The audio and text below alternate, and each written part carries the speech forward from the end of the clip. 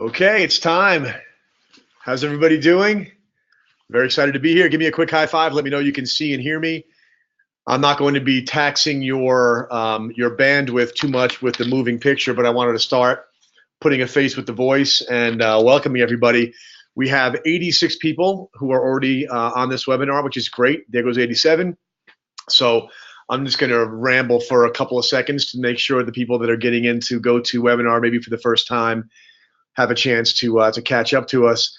So hey, I'm really excited to be here. I'm really appreciative of the enthusiasm that so many of you are showing and giving feedback and being here and carving out 3 hours of your busy week to learn about the investment sales market. So this is going to be a great day. We're going to do probably an hour, hour and a half, depending on how I'm feeling at the time. You guys obviously can take a break whenever you want to because I'm not watching you, but I will break for 10 minutes right about the halfway point so everybody has a chance to stretch their legs, check their email, whatever. We're going to go through a lot of stuff today, and some of it I'm going to whip through kind of quickly based upon some of the questions and the feedback that I get from you along the way. Feel free to throw questions up or comments in the question section anytime you want. We do have the ability to unmute somebody if you wanted to ask a question live. That's also kind of fun. And so if I do fly through something quickly, it's going to be because this is going to be a never-ending learning experience of us together. You know, Renters Warehouse is now building something that's the first of its kind, and that is a national real estate investment services company. It's never been done before. I realize now, looking at what we're building, that nobody else can do it. Even if they try, because you have to begin with a national property management company in order to be able to do this. And so that's the reason why we're here, is that we wanted to be teamed up in a permanent fashion with the people that can basically follow through on the plans we set in motion with our customers. So people that are experienced investors, inexperienced investors, the like, they're all going to migrate towards us because there's just no reason to buy rental property, investment property through anybody else. It would be a mistake to do so. And I have a high degree of confidence, knowing investors the way that I do, that they don't even know they want this because they don't know it's possible because nobody's ever done it. And so as we step out into the sunlight, and those of you, you'll learn more as the weeks progress as to what the standards are to be able to jump onto the maiden voyage here. But our goal is that everybody in the organization that wants to be in investment sales is going to be in investment sales. If it winds up being starting out with a team of people and then expanding, I can tell you the number one concern is that you all get super excited about what we're doing here, and you start looking at the numbers that are possible when you do investment sales, and maybe neglect the core business of leasing and property management, and we can't do that. So I've made the promise to Kevin that the Own America acquisition is going to only be additive. Like, we're not going to take away from anything. So our goal is that whatever the baseline is of business and growth that has always been in the plan for Renters Warehouse, that all of that happens plus, plus, plus. So best thing, most important thing is that just kick butt on the thing that you do now in Renters Warehouse, and that'll open the doors for you to do this that we're going to talk about today. Okay? So I will also, in different periods of time, break for questions. And we're recording this right now, so you'll automatically get the recording. Remember that I killed like 8 minutes in the beginning of dead air. So when you go watch the video, or if anybody else in your office wants to take a look at it, make sure they know that that dead air doesn't mean their sound is not working. It just means that I don't know how to use GoToWebinar well enough to not make that mistake. So here we go.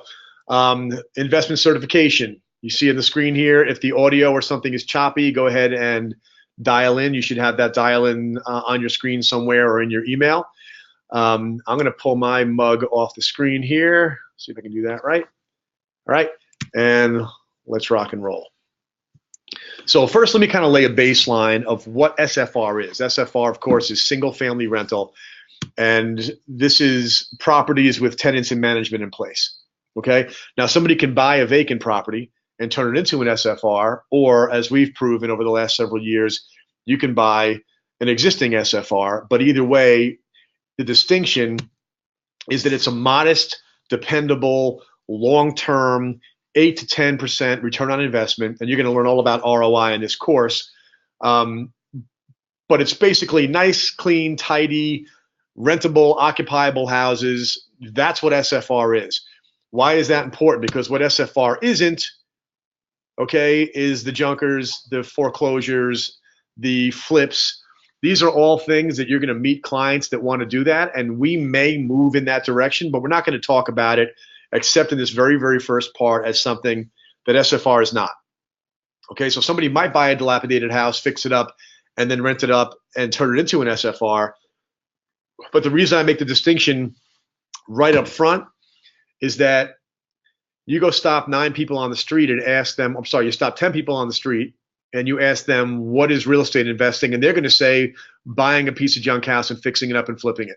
That's what, even though 80% of the investment properties that are bought every year are being bought to hold for long-term rental, 99% of the TV shows, seminars, advertising, marketing, books that are written, and just general noise in real estate investing is centered around this stuff: distressed property, large ROI, hot deals, deals.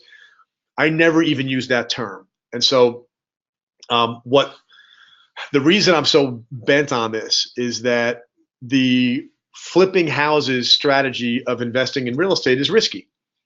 And it requires a different skill set, and it requires a lot of attention. It can go very, very wrong.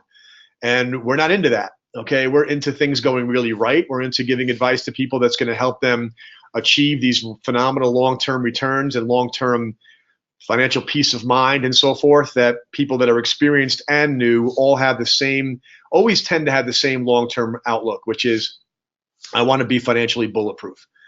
But if you're not careful, it veers back into deals if you let it. And so everything about what we do, I try to create distance between us, space between us and that whole genre, so that everybody understands that, like, Own America has sold over 5,000 properties to institutional investors, and there hasn't been a single deal yet.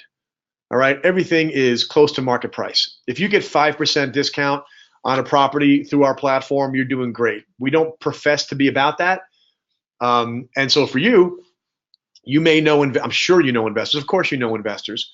The ones that are management clients of yours clearly are doing a long-term hold. Otherwise, they wouldn't be hiring a property manager. But you're going to run across people that are all about deals and deals and deals. And I just want you to proudly talk about the fact that it really isn't about finding the cheapest, biggest discount you can, even though some people think that it is. It's about buying the right property in the right place for long-term returns. And so over time, we will allow ourselves to sort of steer into this lane and talk about it. But we're going to start off with the baseline, because the most conservative, reliable, best advice that you can give somebody in terms of getting a great response on their real estate investment is the one that we're going to talk about. And those clients are up for grabs. You know, we'll dig into more about the junkyard dog, discount hunting real estate investor, and how sometimes that person actually can spin your wheels and waste your time. So the best clients, the ones that have money to work with, the ones that, you know, they didn't run out of a seminar yesterday on how to get rich quick in real estate with no money down, and then walk into your office and say, find me a hot deal that I can buy with no money down. We don't want that guy. We want the guy or gal who is putting down 50 grand and buying an investment property because, you know, they're responsible adults that know how to work and save money. All right. So it's the juiciest part of the market, and nobody's got it captured. So we're going to go capture it first. All right. So let's just talk about the size and scale. I covered some of these things in the meeting last week, and I'll go through it quickly, but just to reinforce, 20% of all home sales every year are purchases by investors. That's according to the National Association of Realtors. And so it's 1 in 5 home sales. It's not a market niche. It is a monster market segment.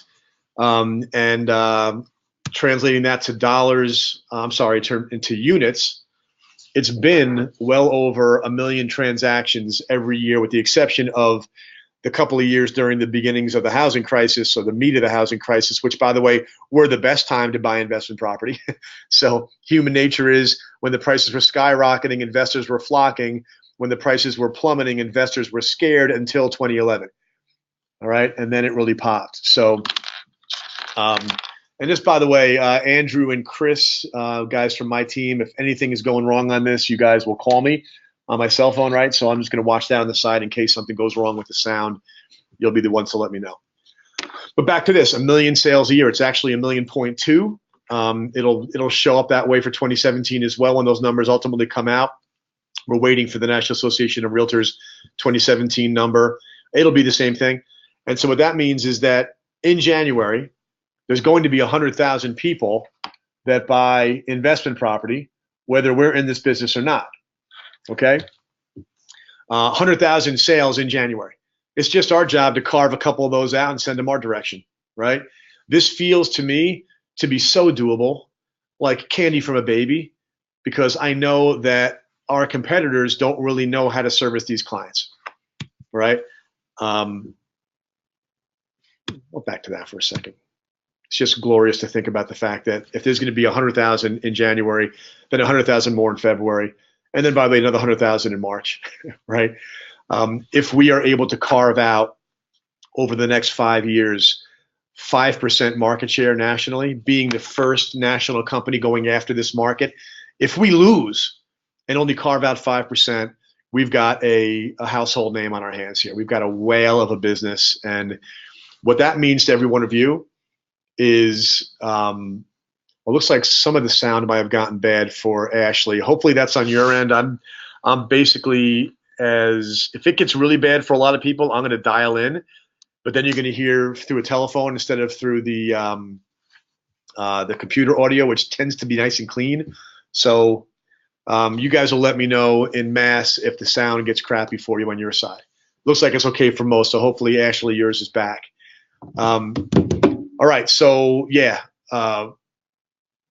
if you're on the team with a company that dominates a sector this big, you're going to win. Okay, being on the winning team, the big time winning team, this is what it's all about for all of us. And so when you think about what happens when you carve out a 5 or God forbid a 10% market share of 1 million transactions a year, it's the biggest real estate company in America. Forget about the biggest investment real estate company, it becomes the biggest real estate company in America. So that's what we're after here. There is a big and uncontested market waiting to be served. Another interesting track on this is just a chart that came out of a different study that going back to 1965, this is the percentage of households in America that own their home versus the percentage of households in America that rent their home. And you can see that since the housing crisis, home ownership declined and rentership increased. But what's important to note is a lot of people think that, well, this is all because of the housing crisis. Well, we got a boost, but this isn't even that much steeper. This is kind of, you look at the 1965 chart, the green line here, it's been kind of chugging along in this trajectory, and then it declined when home ownership got a little bit too easy, right? When mortgages became too easy to get, and they were really encouraging that. So home ownership bumped in that period. Rentership went flat and down a little bit, and then it kind of caught up. And I'm a big believer in these long-term charts, that when you look at the long-term trending, you see that rentership households growth is kind of right where it should be, right? It went down and then caught back up again. And actually this down tick that corresponds with this uptick in home ownership, that was kind of artificial, right? Because it was driven by unreasonably loose lending standards. So don't let anybody tell you, or don't let yourself believe for a second this is somehow an isolated situation that's going to somehow right itself. It's right where it should be. If you just follow this line, we're right where it's supposed to be. So I think it's going to continue on this kind of trajectory going forward. And if it doesn't, we still have a massive market segment either way. But all of the big trends in American population are actually working in our favor, even if they don't even have to, because this market is so big and uncontested, but they are nonetheless. So more of a wind at our back. All right, another chart that I think is kind of cool. This just measures the number of existing single-family rentals. So home ownership is not on this chart. So people who own the home they live in doesn't show up here. This is just rental households. 16 million people live in a single-family home that they rent. That means 16 million homes are currently owned by an investor, occupied by a tenant, and somebody's managing that property, right? Could be the owner, could be a property manager, should be us. 2 to 4 family buildings, which are also kind of in the residential mindset, the residential category, there's some 7.5 million of those. And then multifamily, there's 17 million. So if you add it up, like we're going all after the single family, but we're also going after the 2 to 4. Okay, we'll move in that direction over time, but we can do it today. And if you add this brick onto this wall, it winds up being the biggest asset class in rental housing. So it's kind of like no matter which way you look at it, no matter what direction you come in, it's just a beast, right?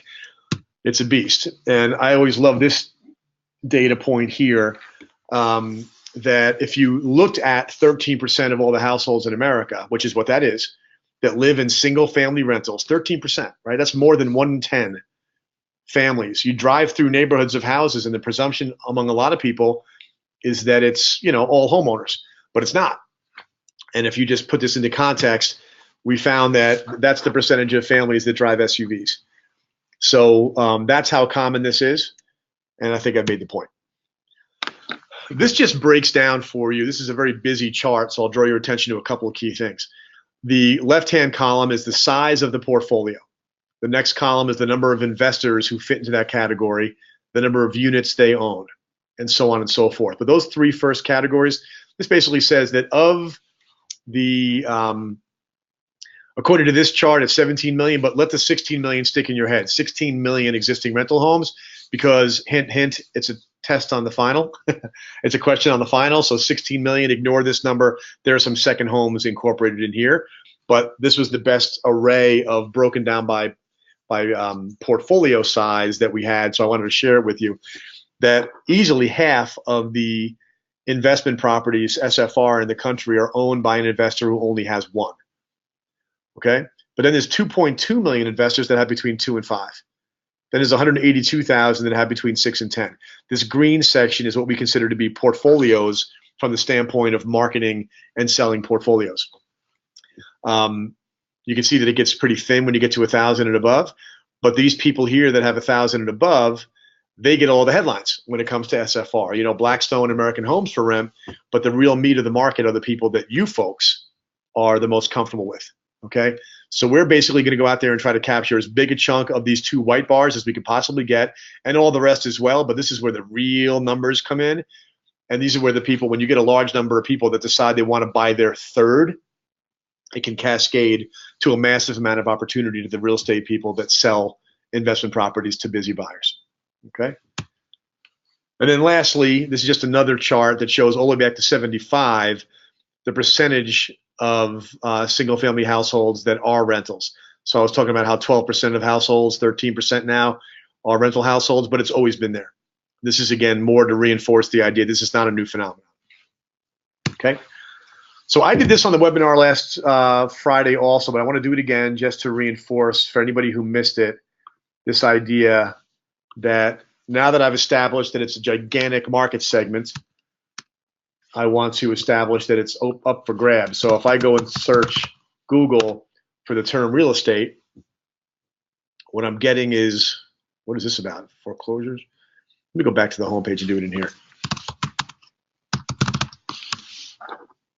Same thing. Okay, so what always shows up here is a handful of real estate companies and a handful of real estate platforms. So usually the platforms are first, Realtor.com, Zillow, Trulia, Realestate.com, then Edina. I'm in Minnesota, so Edina Realty is a big independent company here, then Coldwell Banker, then Redfin, etc. So all is right with the world, right? I search real estate, I get real estate. But what I keep finding here is I'm looking for homes for, this is homes for sale, right? Homes. I want to search for homes, but I want to search for investment property. So I changed my search to real estate investing, and I get Fundrise, I get Club Kawa, don't know even what that is.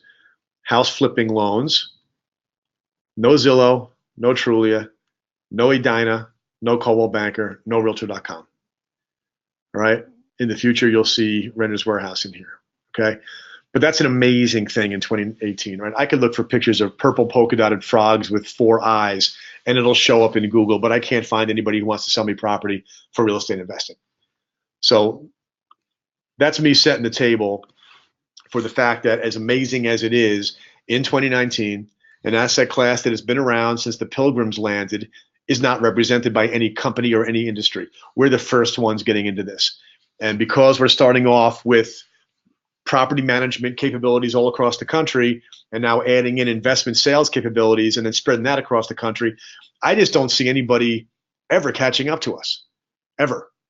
And when you're going into a situation as an individual investment sales broker and you are with the number one national player in investment sales, it makes it that much easier, trust me, to get that listing. It makes it that much easier to capture that customer or peel them away from a competitor because you're part of the number one entity. Number one in real estate matters a lot.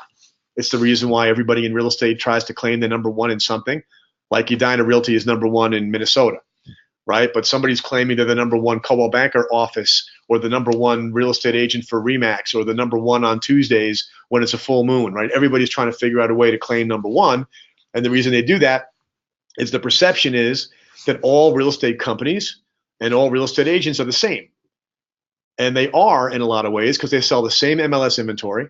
The prices of the houses don't change based upon who you buy it through, right? The property goes on the MLS. It goes on 100 websites. They do open houses. They show property till it sells. Buyers don't pay anything. Sellers pay a commission, 5 or 6 or whatever it is. So they're the same in so many very important ways that for them, it comes down to, well, who do I know? How do I network myself? I distinguish myself with my personality and my network, and I impose on my friendships for business. We're going to get customers because of what we know. Who we know is going to be an additive. Okay, it's going to be a benefit. That's how you're going to network and attract more customers.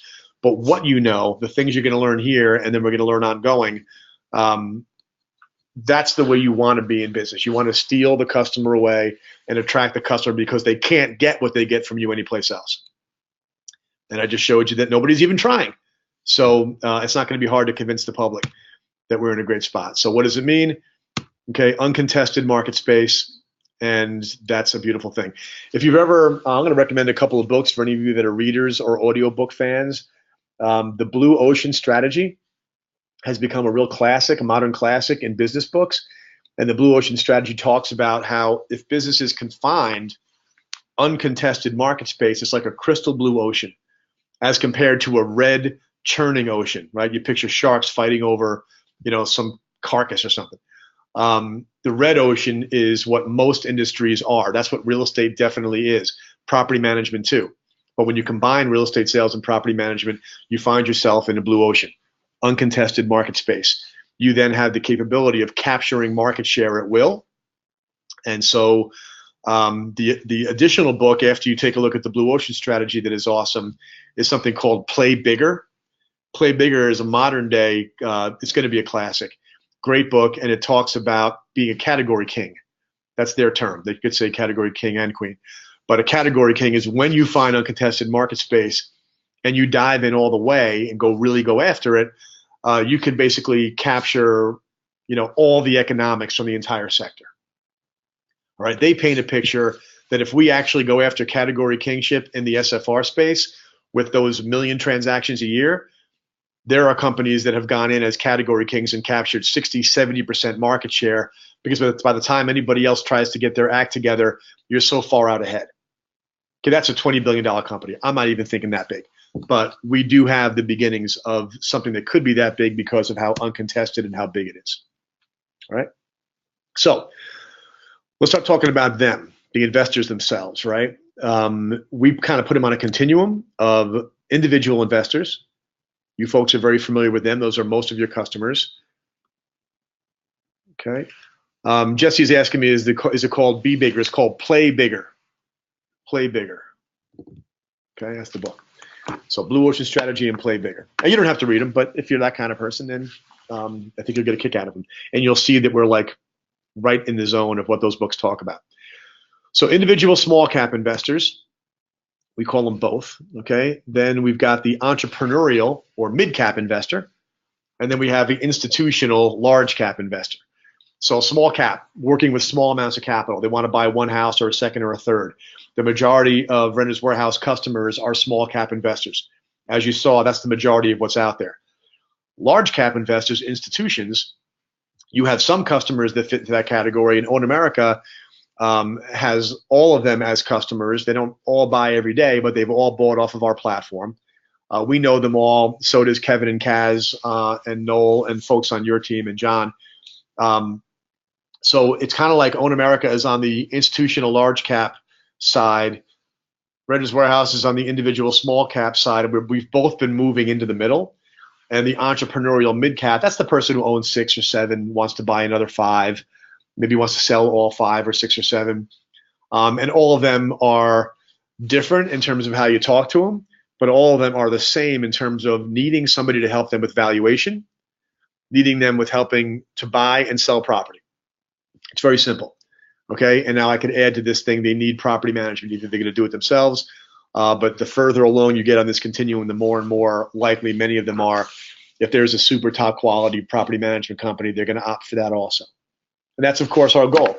The best lifetime value customer on the planet is somebody who's buying multiple properties, financing many of them, insuring many of them. So there's big sales to take place in the beginning of the relationship, and then a long 20-year, multi-decade tail of revenue to be generated over the long haul. So I don't think there's any other customer in the national marketplace that's as potentially lucrative and valuable as this. Okay, and we're going to show you that what they need is pretty simple. And by the way, what you're capable of already, by virtue of knowing the rental market, puts you at a major advantage over all the people that know how to sell homes. Most of them don't know what those homes would rent for, and so they can't figure out what those homes would yield. So valuation isn't just what the house is worth, it's what it would rent for and what it would yield. And if you don't know that, you can't compete with us anymore. By the time this class is over, you'll have a pretty good handle on that, and I'll be giving you the homework on how to fully develop that skill set. All right. So I mentioned valuation. What's the house worth? Inventory to buy. Okay. So we generate inventory to buy, and over the year, we're going to be looking into joining the multiple listing service. So we have all that inventory. They need a market to sell into. They need somebody who can analyze properties for them, either the ones they already own, which we do, or the ones they may want to buy, which we also do. And the tools that you're going to have access to, or that you have access to today on our website, will allow you to do that better than anybody has ever in history. Somebody's got to do the market analysis, help them figure out where to buy. We also provide that, and we'll give you the way of viewing the market through that prism. And then transaction management, okay, which is traditional real estate stuff, making sure that, okay, you want to buy the house, you make the offer, you get the counter, you go into contract, you get the inspections done, you go to closing. So they need that, and they need structure, all right? And that's one of the things about this space that makes traditional real estate agents not a perfect fit. They like doing it their own way. You take 20 agents in an office and they all do it their own way. There isn't a lot of structure. Investors like there to be a repeatable experience and a structured experience. And so we'll provide you with a checklist of the things you need to do, starting with this one, internalizing the skills and the confidence that comes with that to be able to do these things. That's what this course and with the ongoing learning is going to be about. Okay. So that was the section on the residential investment market opportunity. It's big, it's wide open, and we're going after it. All right. Any questions so far? Doesn't have to be, but I always want to stop and ask. All right, I'll watch the question board if anything pops up. Only got 3 hours, got to keep running. Okay. So now I want to get into something that we developed years ago called the 5 Principles of Real Estate Wealth. And hang on a second. All right, I'm getting text messages, but they're not about this. The 5 Principles of Real Estate Wealth is something that we developed. I spent a lot of years in commercial real estate up in New York. I ran a real estate company up there, took over my family business in the late 90s. We grew from at 150 agents to 1,000 in 7 or 8 years, from 7 million of revenue to 50. And we expanded throughout the suburbs north of New York City. But we had a boutique commercial brokerage, and I got a chance to work closely with some really smart people in commercial real estate that were buying property in and around the New York area, the boroughs, Westchester County. Yes, Warren, that's where I'm from. I live in Charlotte now, but I'm a New Yorker originally. I'm a recovering New Yorker. That's what I tell my friends in the South. So they accept me. So these 5 principles were things that I observed. I learned some time ago that I have a skill of recognizing patterns, that things that I saw people doing, I began to try to really ask them questions and burrow into what are the book, The 7 Habits of Highly Effective People. That's another good one. The 7 Habits of Highly Effective People was Stephen Covey, the author, observing and getting to know some really effective people, and identifying the common patterns. Well, I did the same thing with really effective real estate investors and came up with these 5 principles. And so let me share them with you. All right, the first one is timing is everything. Okay, but it may not mean what you think it means. Timing is everything has to do with just understanding where you are in the market cycle and just avoiding mistakes. Because when it comes to the housing market, it's usually a good time to buy if you are interested in holding on for 20 years. That's why I always go back to this philosophy. If you stay in the philosophy of buy and hold, accumulate, build portfolio, build legacy, build empire, right? However you want to look at it, if you stick with that strategy, there really isn't a bad time to buy. There are worse times than others. And so, but to give you some context around that, here is according to the US Census, home prices since the 1940s. All right. Very interesting. You can see a trend line here that kind of runs along nicely, gets a little bit steep, but then levels off again in the 90s. But then it pops too much in the 2000s. When we get 2020's number, it's going to be a little flat right here. Okay. It went a little bit too high over here. So it came down, then came back up again. So there's an equilibrium to the market that when you see something go up too high, it tends to level off. Just like 1960s, popped a bit from the 50s, a little flatter in the 70s. Popped in the 80s, a little flatter in the 90s. Pop in the 2000s, bam, in the 2010 decade, it's going to level off a bit. And to put some more context around that, whenever I see a trend line established and something is above it, I think it's going to correct and come back. If it's below it, I think it's going to correct and come back. And this is based upon the law of big numbers, millions and millions and millions of real estate transactions all across the country producing something like this. Here's another depiction of the same thing. This is according to the National Association of Realtors. If you can't see this, this is 1968 to 2017. All right, this is the median price of a single-family home in America. All right, again, stand way back. If you stand back far enough, you see things begin to make sense in the housing market when you don't get too close. You don't say, one of the things that drives me crazy in the media is, oh, home prices are down this week. Is the market plummeting? Oh, home prices are like they always focus so short term and with a glass half empty kind of an attitude that they always find some problem to report on. You stand back, like zoom way back, and what you begin to see is a very common trajectory. Okay, the market has been very, very steady, except that it went too high in 2004, 5, 6. Again, the reasons for that, I think everybody knows by now that they were giving away easy money in the mortgage business, and so houses were inflated. And then they declined because that's what they were going to do anyway. Then they caught back up again, and we're a little bit above the trend line. This is why I'm predicting prices aren't going to go down because we didn't have this kind of a spike. We don't have a spike because of funny money. We have a spike because of a good economy. It's a sustained multi-year increase, but this is too steep. Okay, the market should level off again now and let the trend line catch up to it. That's where I think it's coming from, and this is why I believe that, because again, millions of transactions negotiated between people produces something very steady. Okay. And by the way, and I just heard this last week, very smart people say the dopiest things about real estate. I hear what goes up must come down. Well, no. What goes up came down once in history. So I heard, I won't name them, even though I'd love to and embarrass them, not anybody from this organization, but one of our competitors, on a panel that I was on at the IMN conference said, well, everybody knows the market's cyclical. It goes up and down, up and down. It's like, no, it doesn't. Like, what do you know about housing? I've been doing this for a lot of years. Well, that's BS. You've been doing real estate for 4 or 5 years. You're doing investment banking, and maybe your investment banking went up and down because you were good and then not so good. But the housing market doesn't go down.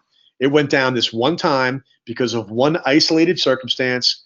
And I actually look at this, and it makes me confident that my understanding of the housing market is the way this is like a bear that woke up while it was hibernating, and it mauled everybody and went back to sleep again. A little bit too high, as I said, but it's going back to a gradual trend line. That's the way the market wants to behave. So when somebody says, and they say it flippantly, what goes up must come down, it's like, no, you're wrong. Don't know what you're talking about. And I've had arguments with people who said, well, the crash of the 80s. Where's that again? The flattening of the 80s, you mean? Well, the crash of the early 90s. You know who says that and who perpetuates that? Our friends in the realtor industry. Because you know what happened in the 80s? Their businesses crashed because nobody was buying houses. The home prices didn't crash. In the early 90s, their businesses suffered, but the home prices didn't suffer. This is just data. And this came from the National Association of Realtors. And one little piece of color on that's kind of funny. I got this chart the first time back in 2010 when I started Own America. And I've been keeping it up ever since. Very first thing I wanted to do when I started developing this course material that's now 10 years in the making. It's been improved. You're seeing the latest, greatest version of it. But the first thing I instinctively knew I wanted to understand the long-term performance. Okay. And I contacted NAR because they have a research division. And I'm a member. And I asked them, I said, how far back do you measure? They got back to me like a week later, 1960s. I said, oh, that's awesome. Can you send me whatever you can? I thought I had to pay for it. They said, no, it's free. It took them weeks to get it back to me. And when they got it back to me, I asked a question that I thought I knew the answer to when I was right. I said, why did it take you so long? Was this like not available? They said, oh, no one's ever asked for this before. Right? So here's an industry that sells homes for a living that allows the world to talk about how the market goes up and down, that they themselves talk about the crash of the 80s, which didn't exist, and the crash of the 90s, which didn't exist. And little old me was the first guy to ever actually ask for the data that could produce this chart. Now, it was 2010 when I asked for this thing. So I said, oh, I could have seen this coming if I had this in 2007, right? Like, wouldn't it have been nice if somebody pointed this out back in 2007 and said, everybody, be careful, something's hitting the fan. Hang on one second. Okay, so Brent is asking what this chart is. This is the median price of a single family home in the United States. Okay, so home prices were on average in the 1960s under 50,000, more like 25. They got to a peak of 220, came down to a trough again of 175. Now they're up pushing 250, and again I think it's going to level off. Okay, so yep, home value. So that's bad timing to buy property, right? Not the end of the world though if you hung on to it, right? And during this period of time when it was going down, a whole lot of smart people were saying it's a generational crash of the housing market. That's when I wrote Crash Boom, because I believed that the boom was going to come next. And I got real sick of those people, so I tried to push back. Anyways, so how do you avoid bad timing? Avoiding bad timing is about understanding something very simple that a lot of people do talk about, which is the market cycle. The market does cycle. So when they say it's cyclical, they're right. When they say it goes up and down, they're wrong. So I just want to kind of show you something here, because understanding the market cycle and being able to predict what is going to come next in the statistics is all about understanding where we are in the cycle and then watching the consumer behavior that's manifesting now, which will actually manifest in data later on. Okay, so what you see here is you got a seller's market and you've got a buyer's market. And I make the S and the B sized in each of those circles to indicate who's got all the power in the negotiation. So in a seller's market, the seller's in control, the buyer's weak. In a buyer's market, the opposite is true. And so in a nice even market, everybody's the same. All right, we're actually heading into one of those right now. So let's just kind of let the pendulum swing here and talk a little bit about, this is actually very apropos because the market's gone through a period over the last 6-7 years of kind of a seller's market getting a little bit extreme about a year ago, but now it's been shifting, and it confused a lot of people as it shifted. So you saw a lot of media reports about the market changing, buyer's market. They really don't know what they're talking about, and it's really beneficial for you to internalize this and then to share it with people. When you can be the voice of reason that understands the beloved housing market better than most and can explain it, they'll ask you to come speak at the Chamber of Commerce meeting. You'll be asked to convey this to people because it matters when they turn on CNBC and they hear about plummeting this and crashing that, and you say, nonsense, let me explain. So here we go. All right, so the first thing is seller's market. That's where we've been for a little while. And what characterizes that is demand is high. Okay, buyers are clamoring for property. Because they're buying property as fast as they can, the inventory on the shelves is low. right? I always envision a supermarket, all right? That's why I talk about shelves. So if everyone's running into the produce aisle and buying everything up, let's actually use a storm analogy, right? So there's a storm coming in and everybody's buying all the milk and bread, right? Demand is high, inventory flies off the shelves. In real estate, the quintessential behavioral trait is the bidding war. When buyers just get so frothy, they wind up climbing over each other. And realtors are happy because a lot of houses sell. Property comes on the market, it goes off the market, on the market, off the market, bidding wars, and of course, prices rise. Okay, so as people are bidding, they're bidding properties up, and everything is good for the sellers. It's a little tough for the buyers, but people are kind of frothy. So the question is, what happens when it begins to shift back the other way? And the reason why this is so interesting to have this conversation right now is that in early 2018, you heard a lot about affordability being low, right? Affordability is low. That's bad for the housing market. So they said, it's good if you own property. If you own property and prices are going up, that's good. The media has a way of always finding whoever the aggrieved party is and writing the story from their perspective. So affordability is low. That's bad. Well, not if I own the property already. Then affordability being low is fine by me, right? But what makes the market shift back is when prices go up until buyers resist. Common sense, right? In other words, like when they were saying affordability is low, the market's going to crash, my response back then was, look, it's not going to crash. If affordability is low, what's going to happen next is people are going to stop buying as many houses because they can't afford them. Okay? Affordability is low, buyers can't afford, buyers are going to begin to resist. And so what happens is the pendulum begins to swing the other way. Now, when you hear the morons in media start screaming about a buyer's market, they forgot about the fact that it doesn't go straight to a buyer's market. It goes to a balanced market first. All right, the pendulum swings. It doesn't pop. It swings. So in a balanced market, demand begins to decline. Second quarter 2018, that began to happen. All right, buyers are saying, I'm not going, I can't afford, I'm not going to chase, I'm going to renew my rental. So the transaction count begins to decline. Realtors are unhappy. They start talking about the market crashing because they can't sell as many properties, okay? But the market's not crashing.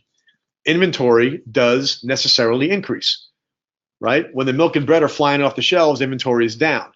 When the storm passes, and now people aren't looking to stock up on milk and bread, inventory accumulates again on the shelves. That's normal. Sellers eventually buckle. They capitulate and they drop their prices. Doesn't mean home prices go down. It means sales prices begin to flatten. Okay, again, natural supply and demand equation taking place right before our eyes in the housing market. Things get too expensive, buyers back off. If sellers want to sell, sellers got to come back to the table again. And the way they come back to the table is they drop their asking price down a little bit, and then overall sales price is flat. All right. So going back to this curve, you can see a seller's market, prices were driving up. This is back in the 2003, 4, 5, 6 range. All right. Then you get a balanced market for like a day. All right. But because the market had spiked the way it did, we ended up with a buyer's market as prices declined, and you had reverse bidding wars. Okay. Instead of sellers holding prices up and buyers outbidding each other and chasing up the hill, you had sellers capitulating, trying to sell their properties, and them competing by reducing their prices on the way back down the hill. But the only reason why there was a ride down the hill is because the ride up the hill was too steep. Okay, and so what we had after that in 2011, 12, 13 was a balanced market, and then it went back to a seller's market again. And my expectation is we're going to wind up having a balanced market now, because I don't believe that this chart right here, this blue line, it looks steep, but it's a catch up. Like it should have ended, this should have slowed down last year instead of this year. Okay, so as long as demand is good, and as long as the economy is good, consumer confidence is good, jobs are good, all that is true, and we didn't see an inflation of prices artificially, we just saw an economy a little bit too hot for a little bit too long. What happens is people back off and sellers don't have to capitulate too heavily. Hey, we've got a special guest walking in the room here. Let's turn the camera on again and say hello. Are we on? We're on. Hey, everybody. Hopefully Greg's doing a good job this morning. This is kind of like first test here. Give me some high fives if I'm doing a good job, and please look hard. I can't. Where are the high fives? Oh, there's one. Oh, you got 2, 3. Okay. Good. Okay, I got them all. Look at Awesome. that. They're all flying in there. Yeah. Glad to see everyone's joining in, and hopefully everyone's excited for this. I know I am. So I'm gonna hang out and see some of the certification too. Okay, good. For a few minutes. Beautiful. Awesome. Sorry to interrupt. Okay, so no more foul language. Got it. Okay. All right, so where we were next is, okay, so I showed you how the market pendulum played out over this most recent 10 years. And so when you're in this balanced market, the question is, how does it, when it goes the other direction, what happens now? So we find ourselves today in a balanced market. What has to happen for this thing to go all the way up to a buyer's market, which I don't think we really want, right? And I don't think we have, but that's where demand goes low. Okay, inventory accumulates and inventory becomes high. The transaction count is low, right? Going back to that bread and milk in the aisles. What's that? Oh, yeah. Okay. My face is still on there. Thank you, Kevin. Yeah. Sorry to interrupt you. Okay. No problem. So demand low, inventory high, transaction count low. That's a bad market. That's a bad real estate market. Okay. Buyers it's good for, but the overall market it's not good for because prices then begin to drop. Okay. And again, as long as demand is still strong, you don't have the first key ingredient to a buyer's market, which is demand is low. All right, so I don't see us going there. If something drastic happened in the economy, that could happen. But you know, when you see, and this is the key element that I want to get across, I want everybody here to get really comfortable and confident over time with this information. I'll share all these data points and charts with you so you can do the same. I'm going to be putting out a lot of social media content. I do that already. I'm going to keep doing that. And I want all of you guys and gals, follow me on whatever platforms you like. We've got the Own America page. We're going to change the name of it. It won't be the Renter's Warehouse page because there already is a Renter's Warehouse page. It'll probably be the Greg Rand's business page. And follow me on LinkedIn, okay? Follow the what is right now called the Own America channel on YouTube, so that you get this stuff to you. I do a podcast, videos, all kinds of content comes out all the time. And I want it to go to you because it'll give you an idea of something you could post. Like you could just simply share what I put out, which I'd love to have you do. Or I'd like it even more if it gave you an idea, kind of sparked you, where you then turned your camera on you and you put something out yourself. Because then I'll like it and follow it with my audience. Everybody out here, we all should be following each other so that we have the potential, because of the size of how this team is going to grow, to like, I don't know, almost like force viral adoption of our content.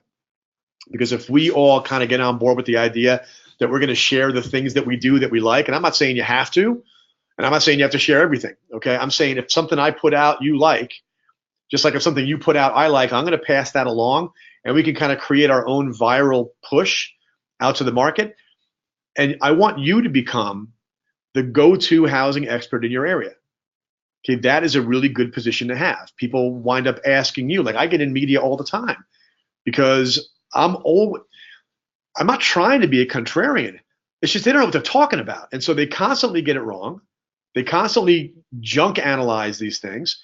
And so like today, you're going to see stories about we're going to a buyer's market. Well, no, we're going to a balanced market. We're not looking to go to a buyer's market, and we don't have the circumstances of a buyer's market, okay? If and when we do get to a buyer's market, and when in the past we have, the shift to the next phase is buyer demand comes back, confidence comes back. That's what brings you back to a balanced market and eventually a seller's market. So you go back 10 years, and you can see, again, back to here, this was where the seller's market gave way to a balanced market, gave way to a buyer's market. Confidence came back right around here, and we got a seller's market again. Okay, and again, back to balance. Okay, and that is the pendulum. All right, let's see if I have any questions here.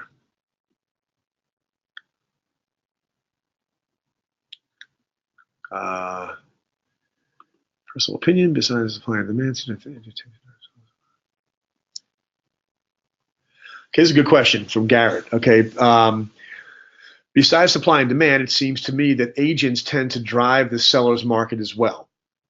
Okay, so it says, in your opinion, do you think that if the appraisal process was better or more consistent, we would have a more consistent, balanced market? It's a good question. I think, so you're talking about if realtors have a way of driving prices up because they're always saying, oh, this is going to be gone.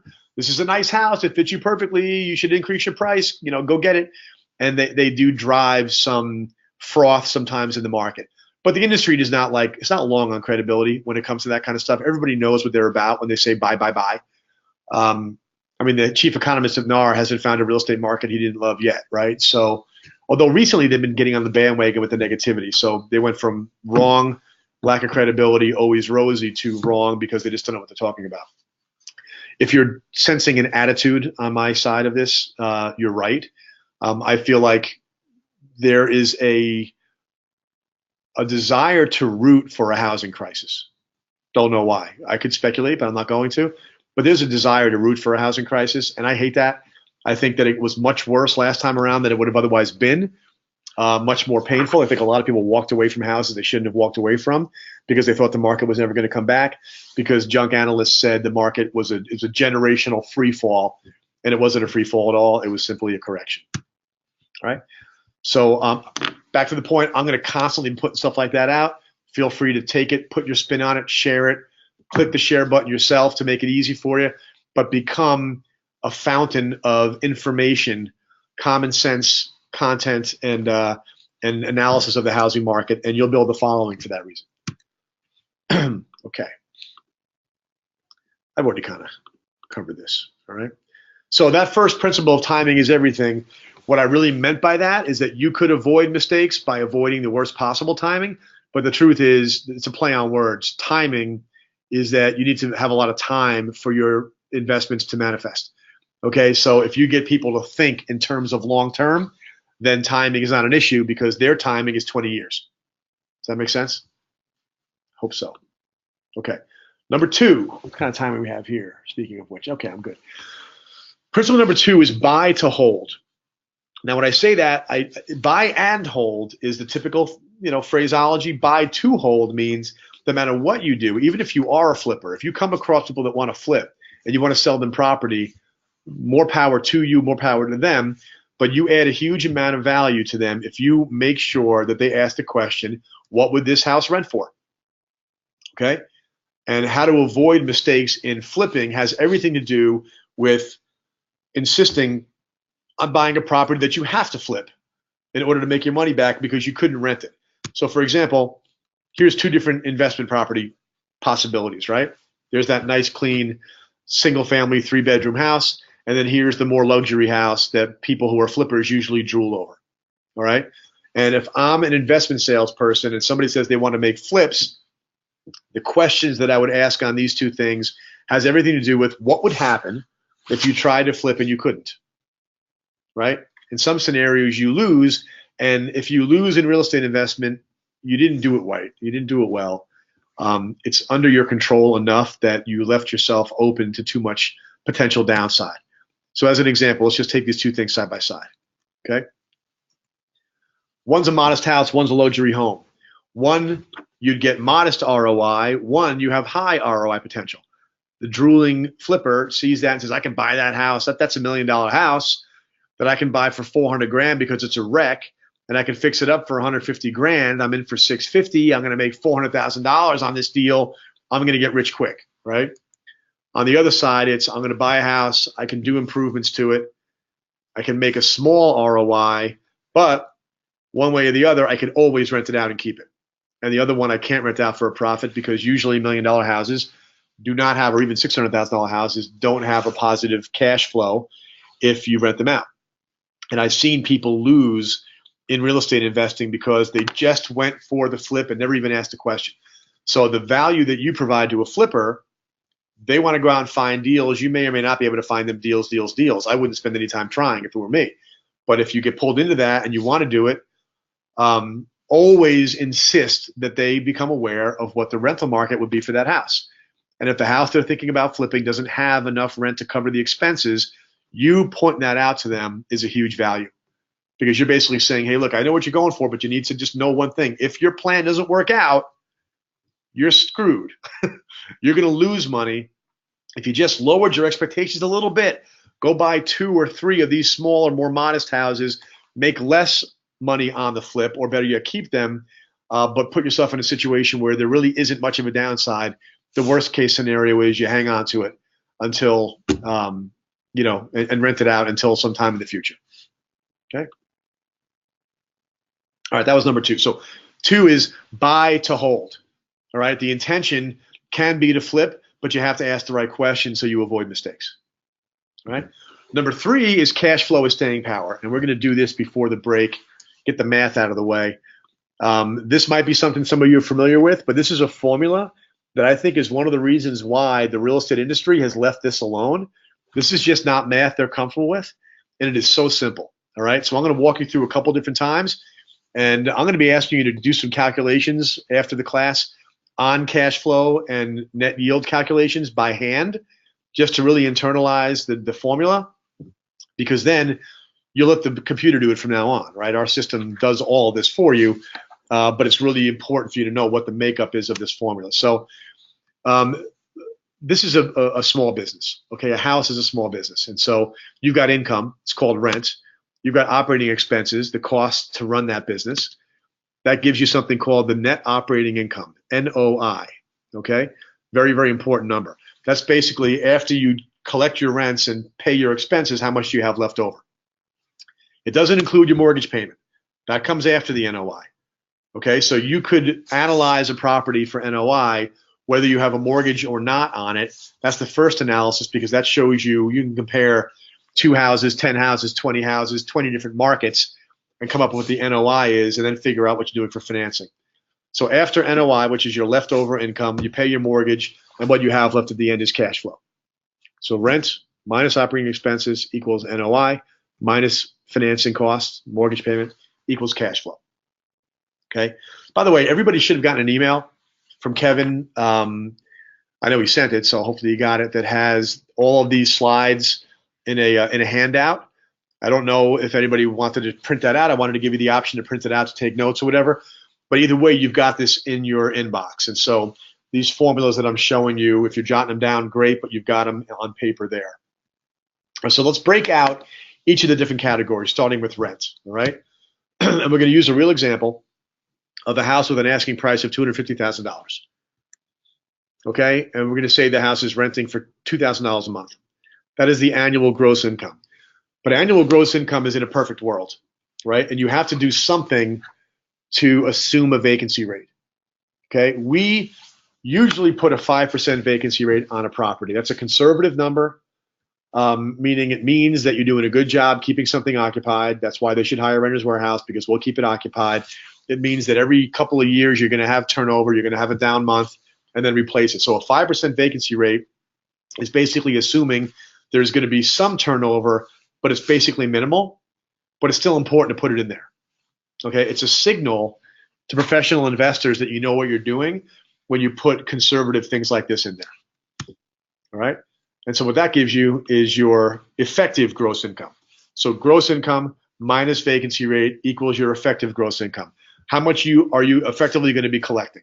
All right, and so in our example, the 24 grand minus the 1,200 equals 22,800. That's our effective gross. So the rent has one calculation that has to happen to give you what your actual rent is going to be. All right. Next category. Oh.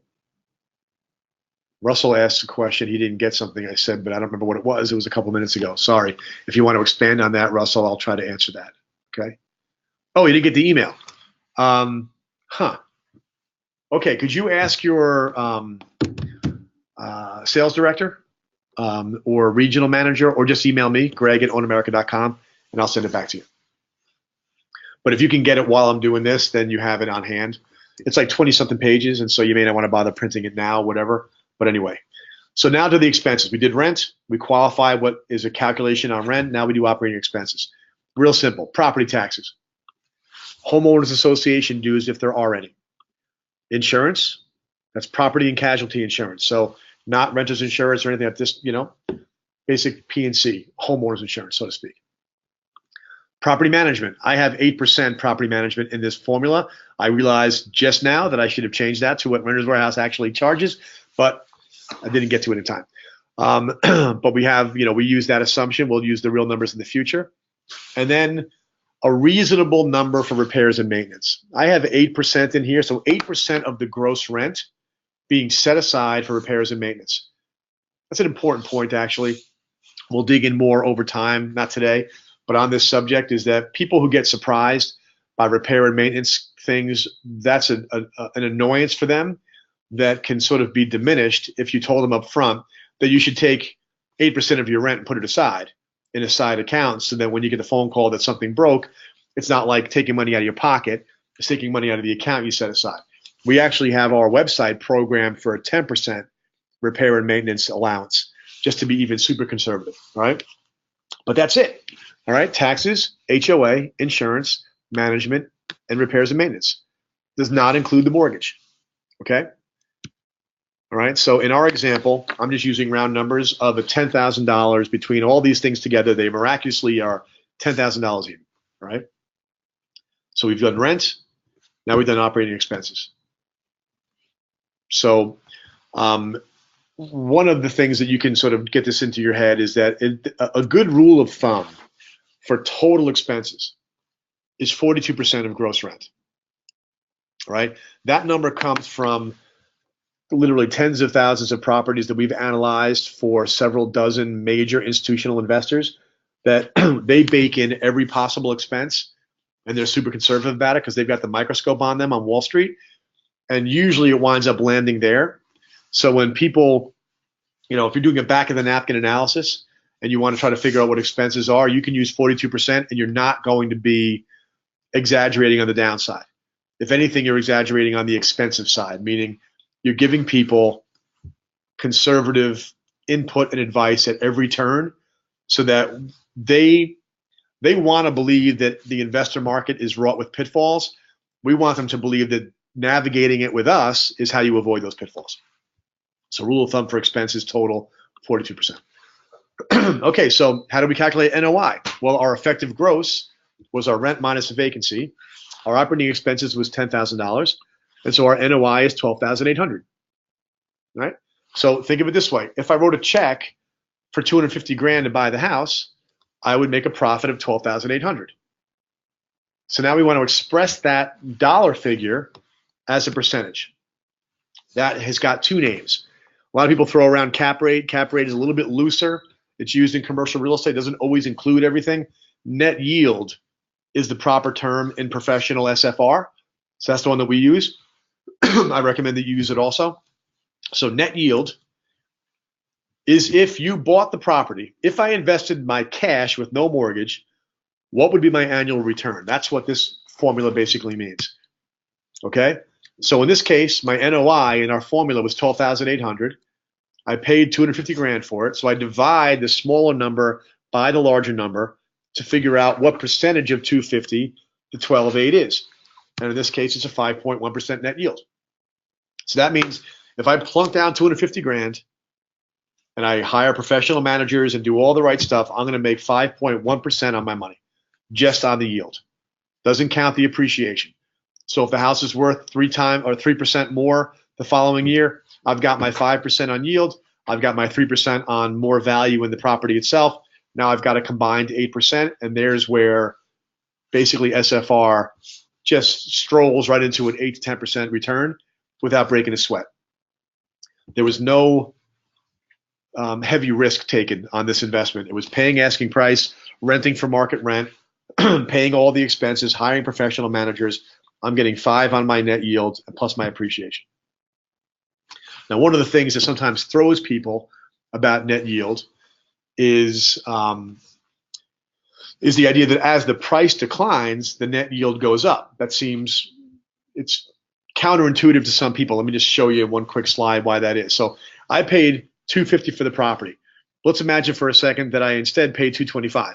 I got it cheaper. My NOI didn't change. Oh, what happened? Excuse me, I went back too far here. Sorry about that. So my NOI is 12.8, but instead of paying $250, I got it for $225. So now I divide 12.8 by 225, and that's 5.7%. Okay, so the lower the price, if the NOI is static, the higher my net yield. Got a couple of questions here. would a placement fee be included in the operating expenses? That's a good question. We don't include a tenant placement fee in the operating expenses in our calculations, but I think we probably could in the future. That 42% expense load, which Jim's asking, is that 42% of gross income or monthly? It's going to be either one, but on my model here, we've been doing everything annual. So that 42% can apply monthly or annually, but if you want to figure out the yield, you're going annual. That's probably what you mean. So this 12.8 is my NOI on the annual rent, and then the purchase price gets me the 5.7. Okay. All right. All right. So now the next thing. So I've got my rent, got my operating expenses, I've got my NOI. Now I know what my net yield is, but now I want to figure out what I'm actually making if I put a mortgage on this. So the mortgage payment, also known as debt service, back to my model, 250. Let's say I put down 30%. So now I'm not actually laying out 250 grand, I'm laying out 75. Okay, my mortgage amount then therefore is 175. And for the purposes of this example, I'm going to say I've got a 5% mortgage. That's $934 a month. So I'm actually paying in principal and interest $11,208. Okay, so now what's changed here is the amount that I'm taking home is going to go down because I have another expense, but also the amount that I put in the first place is going down because I'm not laying out the entire 250. So that gives us our cash flow. So year one cash flow, I'm not saying this is not permanent because expenses will go up, rent will go up, it changes over time. But to calculate the first year cash flow, I've got back to my effective gross income, 22.8, minus my expenses gives me the NOI. Minus my debt service of 11.2 gives me an actual cash flow, money in my pocket of $1,592. Then I divide it by my down payment and closing costs. So I had $75,000 down. I'm going to add $5 grand on for closing costs. So if I divide my actual cash, again, the small number divided by the big number. Remember when I did net yield, I divided the NOI, the small number, by the big number, the cost of the property. Now I'm dividing the cash flow, my remaining income, divided by how much I actually laid out, which is 80K, and that gives me a cash-on-cash return of 2%. All right, so in this case, if I bought it for cash, I got a 5% return. If I use the mortgage, I'm only getting a 2% return because the mortgage payment is eating up some of my cash flow. Okay, looking at questions here. Okay. All right.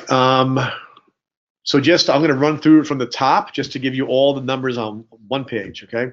Gross income minus vacancy rate, effective gross income minus operating expenses equals net operating income divided by the purchase price equals net yield.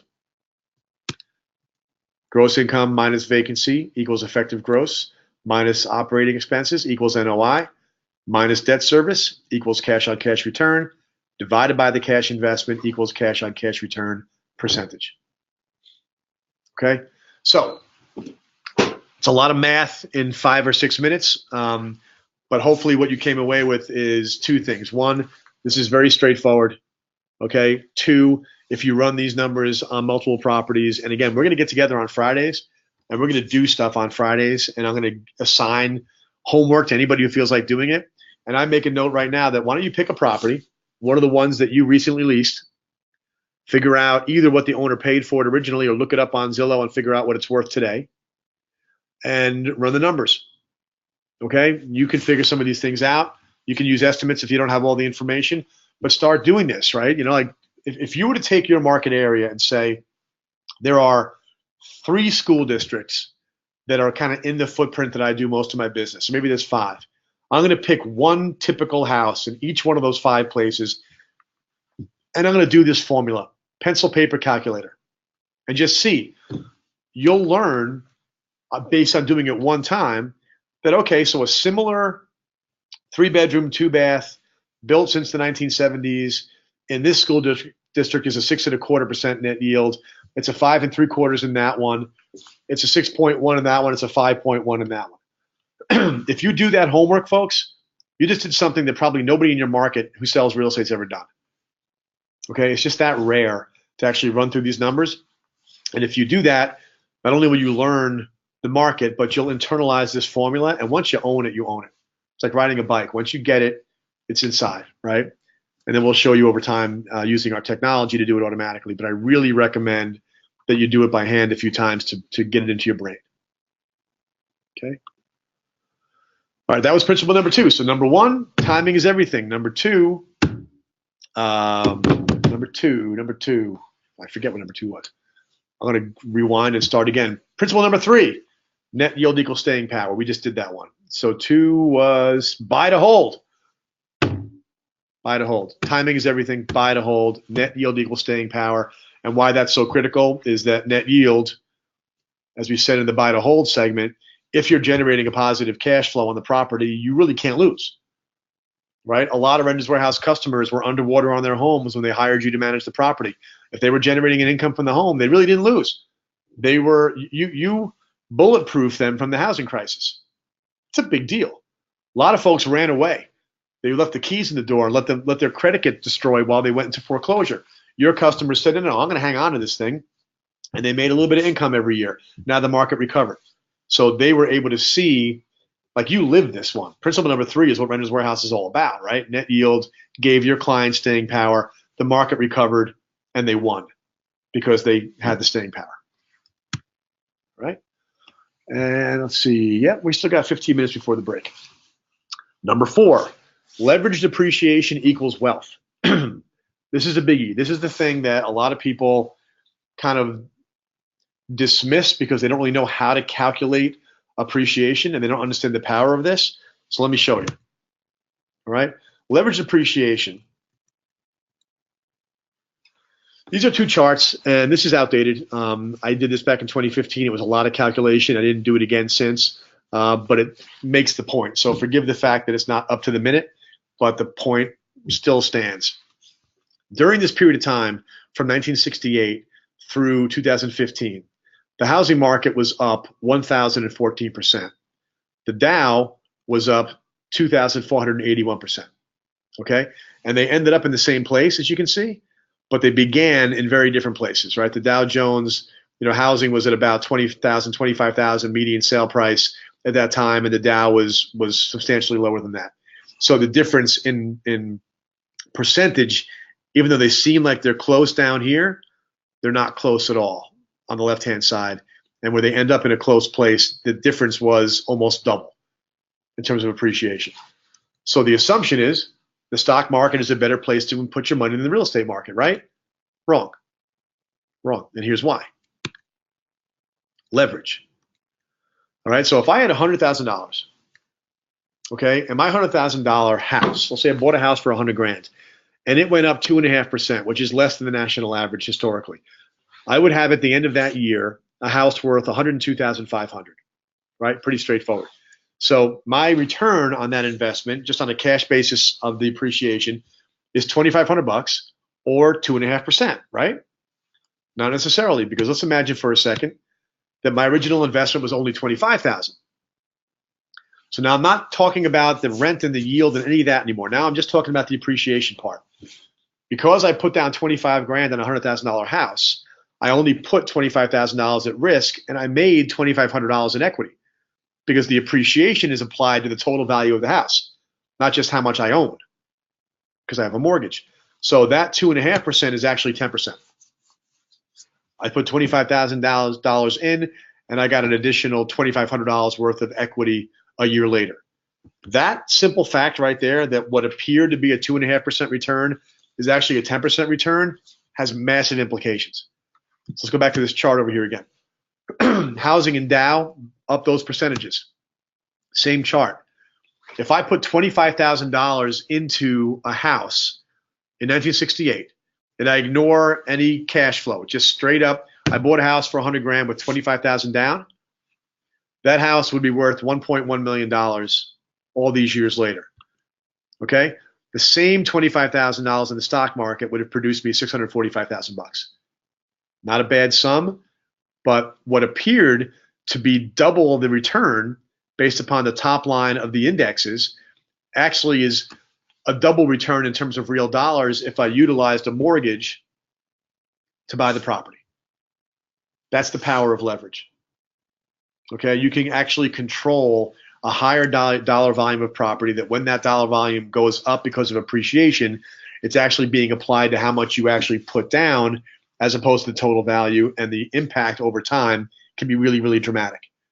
So nobody can get away with saying that the Dow Jones is a better place, the stock market is a better place to put your money, because in addition to that, this one has been more stable over time. But just straight up side by side, it's a big difference. Now, there are some smart people. I'm hearing Kaz right now say this is wrong because there's dividends and there's this and that. Well, I'm talking about straight apples and apples appreciation, and I'm going to cancel out the dividends with what would have been my cash flow. Okay? So let's assume those two things cancel each other out. They're just making one very key point, that when you actually put a mortgage, a responsible mortgage, you put a big down payment down, what you're getting in the end is leveraged depreciation, and it can be very dramatic. Okay? So number 4, leveraged appreciation is where the real wealth comes from. When you combine that return on your investment with the cash flow, it just blows everything else away. Like, this is better than any other place you could put your money. And the only reason why anybody's confused about that is that nobody's ever revealed the facts about it. That's what we do here now. Okay. Okay. Yep. Oh, Warren points out that you can use leverage in stocks. Yeah, but most people don't. And it's not the same thing. This is an amortizing mortgage, different thing. Scott says you have to invest 75 more to get the same return in the stock market. Yep. Yeah, I mean, Scott's all in on this thing. He's pointing out that you could have taken the 75 grand that you borrowed and buy 3 more properties with the next 25 that you had each. And so there's no doubt that if you put your money into accumulating a real estate portfolio, this is the reason why so many people are real estate enthusiasts, even though it's hard, because nobody's really has ever been there to help. Like, we're going to be there to help, and you've always been there to help in property management, but now to help in the planning and the execution of the investment strategy. No one's been there to help, and yet 1 million houses got bought this year and every year by investors. They're willing to do the hard work and take the risk of figuring it out for themselves. Why? Part of the why is they understand intuitively that owning America is the right thing to do. But part of it is their Uncle Ralph. They saw Uncle Ralph kick it his whole life, retire wealthy. Let me give you I actually have a real story on this. My Uncle Richie, wonderful guy, my dad's brother, he was a fireman, okay, in Brooklyn, Staten Island in Brooklyn. So he was a fireman and a cop in his career. And those guys don't make a lot of money, right? But when he retired, my dad was a doctor. My dad retired near the water in Florida in a really expensive gated community, and it was all lawyers, doctors, business owners, corporate executives, and Uncle Richie, right? So he's a blue-collar fireman who ended up retiring amongst all of these supposedly, wealthy professions that had retired. How did he do it? He bought houses in Brooklyn and Staten Island along the way. All right. He was a fireman, so he had the ability to put time in during his down hours, do the repairs and maintenance himself. All right. And just the decades tick by. And Uncle Richie ended up right along, right in the big yacht marina community with everybody else. But Uncle Richie was a fireman. He got there because of these principles. Right. I don't know if you can tell, but I love this. I love the fact that we are dealing in such wealth creating, freedom creating power that the people that, just like I look forward to hearing from some of you folks in 5 years and say, hey, I'm really glad I met you because you helped my career go into a new level and I made a lot of money and my kids have watched me blossom into this, really more successful, more money to work with. You're going to come back and you're going to say thanks. Okay. I'm looking forward to that. I live for that. Your customers are going to come to you and say thanks. And I want you to live for that also. When they go and do what you're advising them to do and helping them do, and they all of a sudden start to see the results of this, and 5 and 10 and 15 years later, their whole outcome is changing because they're accumulating something where their income from their job is becoming less and less of the game for them. And what's becoming more and more of the game is this ownership stake of America they're accumulating. And you're going to be making that happen. So get excited about that because it's what makes life worth living when you actually make an impact on other people's lives for the better. Okay. And I'm sure you're doing that already. It's going to go to a new level with a lot of these folks. All right, number 5, and then we're going to take a break. Real estate ownership is a business, not a trade. All right. And for this, I'm going to use an example of the restaurant business, which I love. Everyone understands restaurants. We're all customers of them, and we get a chance to spend time in those places, so we get it. I want you to imagine that you have a very, very good friend who is like a chef, like a legit chef, and he's always wanted to open his own restaurant, always. Talked about it for years, and then one day he did it, took the plunge, he did it. You're at the opening of his restaurant. You're so happy for him, right? His dream is coming true. You got a glass of wine, looking around all the smiling faces. The place is beautiful. The hors d'oeuvres are great. Everything is great. And then you see him, and he's like pissed off. And you say, what's the matter? Like, your dream is coming true. What's the problem? And he says something like, people who won't cook for themselves make me sick. You would say, I don't think you have your mindset right. You should be loving people who don't cook for themselves. That's why they come to a restaurant, right? To me, that is the equivalence. Let me go back to that guy. Hang on. I love that guy. He's so mad. I searched for angry waiter and found that picture. That sounds the same to me. As absurd as that is, I hate people who won't cook for themselves.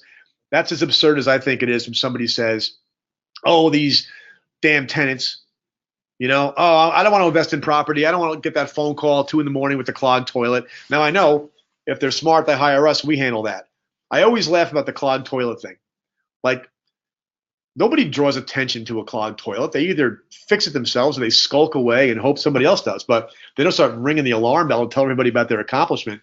But it's just a funny example that people always use to talk about the pain of being a landlord. And yet the pain of being a restaurateur, nobody would put up with that for this guy. Like, dude, close your restaurant. Your mind is wrong. Love your customer. They pay you. They're the reason why you exist as a business. Now, when you can get people to internalize the idea that ownership of real estate is a small business, not a passive investment. We're going to make it as passive as we can, but it's not totally passive, and it shouldn't be. It's a small business. If you started a small business and expected to pay no attention to it at all, you would lose, okay? Now, I understand that some of your customers don't want to have anything to do with it, but some of your customers in the future who are buying property, they might really benefit from this idea that, hey, look, we're going to handle this for you, but I want you to be aware. I want you to be involved in where you're investing, of picking the markets that you're investing in, okay? I want you to be aware of why you chose the house that you chose to buy as an investment property. I want you to be aware of the numbers so that you can not have to put a lot of time in, but building a portfolio of real estate is the ultimate side hustle. It's the ultimate side business. You can go to work every day and then gradually create something of enormous value over time, but pay attention to it. And as an example, Roofstock, good guys. I like them. They're competitors, so I also hate them. And they like me and hate me too. That's the way of the business world, right? Nothing personal. They talk about investing in real estate like stocks, totally passive, right? And my view on that is I don't want you to stay ignorant. I want you to get smart. As an investor in real estate, it is a fun, exciting, creative pursuit. So learn it, get your brain around it, get into it, get excited about it. If you want to be totally passive, we can handle that too. But the point is, when you get somebody who comes in with the idea of being active, it also gets very addicting. They buy the first one, they start collecting the checks, they start thinking about the second one. That's what you want. You want the guy coming back again in a year, or the guy coming back in 2 years and buying another one and another one. And over time, you've got a stable of people that are buying repeat business that this thing just really can grow enormously. And so when people ask, well, how are we different than Roofstock? One of the primary reasons we're different has always been that we believe this is an active pursuit. It's not passive. In fact, Kevin laughed the first time I blurted out that Roofstock wants to keep you stupid and Own America wants to make you smart, right? So I'm being flippant, but you get the point, right? Real estate ownership. Principle number 5 is real estate ownership is a business. When you internalize that, you do fall in love with your customers. You do put up with the calls for maintenance and turnover because, hey, customer left. They didn't like your house. We have some repairs to recommend, right? I didn't come back to the restaurant. Why? Because the salt shakers were dirty. Clean them, right? So it's the same thing. Your mindset is right when you think of it as a business. You also automatically think long term. If you meet anybody who says, I'm going to get rich quick, I'm starting a business and I'm going to get rich quick, you'd say, hey, bro, cool down a little bit. It might take longer than you think, right? People would be embarrassed to say they're going to start a business and get rich in 1 or 2 years. All right. So when they internalize this idea of it being a business, it also sets their mind right about letting it take time to perform. Okay. And so number 5, real estate ownership is a business. All right. When we get back, we're going to talk about picking winners, which is one of the specialties that we have here.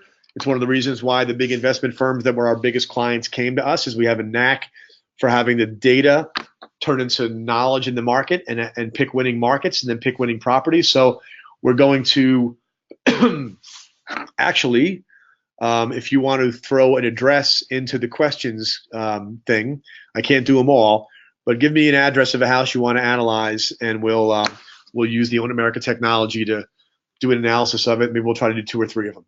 Okay. But in the meantime, it is now 12:26. We're going to take 10 minutes. All right. I'll see you back here at 12:36 Central Time. All right. Thank you. See you in a few. Okay. Sorry that was longer than I expected. Got caught into a couple of things there. Everybody, hang on one second. Let me put all the hands down so that I can have you give me a high five. You back with me? Give me a quick high five. Sweet. All right, thank you.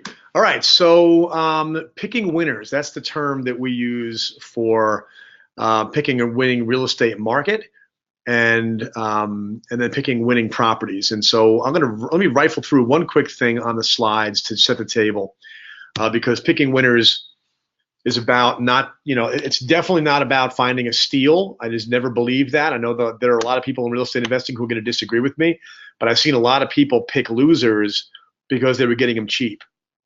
And I mean like small investors. I've seen big institutions. There's a portfolio of 1,500 houses that have been sold twice now because they bought the biggest pieces of crap they could find in the worst neighborhoods, in the biggest with the biggest discounts, and everybody who's owned that portfolio has lost. So everyone makes the mistake that they talk about, buying right is where you make your money. I just define buying right as buying something that's going to drive wealth in all the appropriate ways. And so just to give you a visual, the 3 things that create wealth in real estate, first one is appreciation. Okay, the second one is amortization, which means you have a mortgage and you're paying it down over time. And the third one is yield. And they're not in any particular order. They're all equally powerful, all right? And so the visual I wanted you to get is this idea that if you get a property, if this is the volume on the mixing board here, right? And you turn the appreciation up a little bit, you get a little bit better than average appreciation, just a little bit, right? And then you get a little bit, you amortize it, you put leverage on it. And by the way, I'm a big believer in putting down half, like 50% down payments, 30% down payments minimum. I know I used 25 in the example earlier, but philosophically over the years, it really has evolved with me that I'd rather somebody who only has 25% to work with spend another 6 months saving money and then putting down a bigger down payment, because that all goes back to, like you saw how the cash flow got real tight on that example that I gave you before, where you're making $12,000 and all of a sudden you're making 2. All right, which means there's a possibility of vacancy where you actually have to put money in that month. Like that should never be. I'd much rather somebody begin their investment strategy by researching and planning and saving and then executing when it's absolutely the right time to do it responsibly. Because if you have a big enough amount of equity in the property and a small enough mortgage, then you can ride whatever comes, right? So, but still, it's still ideal to have a mortgage and to have that amortization, which you probably know, but I'll say it anyway. That means that every month you collect your rent, every month you make a mortgage payment, and every month your principal balance goes down a little bit. It's amortizing. Okay, so you're building wealth as the value of the property goes up, you're building wealth as the balance of the mortgage goes down, and you're building wealth as you're collecting rent along the way profitably. So you don't have to get a winner on all 3 of these things at once, or any one of these things. Like you don't have to get a 9% yield investment, which is what some people did to try to, they thought picking a winner was buying the cheapest house they possibly could. Oh, it's going to be a 10, 11% yield. Well, no, because you have to put a lot of money into it, and the tenants didn't take care of it, and it was in a very tough neighborhood, et cetera. These things all balance out. So my philosophy has always been get a little bit of volume on each of these three, move those dials up a little bit on all three of them, and your volume is going to boom without you having to find some needle in a haystack. All right. Next. All right. So professional investors do choose their market first, and then they go focusing on finding a property. And so we kind of, we do both at one time. And so I'm back over here at renterswarehouse.com. Let me start you at your website and then go over to, right now they're both separate websites still. They look the same when you're on the home pages, but some of the menu options are different. And we did that because we wanted to launch at the IMN conference last week. We wanted to do it in a way that didn't tamper with your business or ours in the meantime.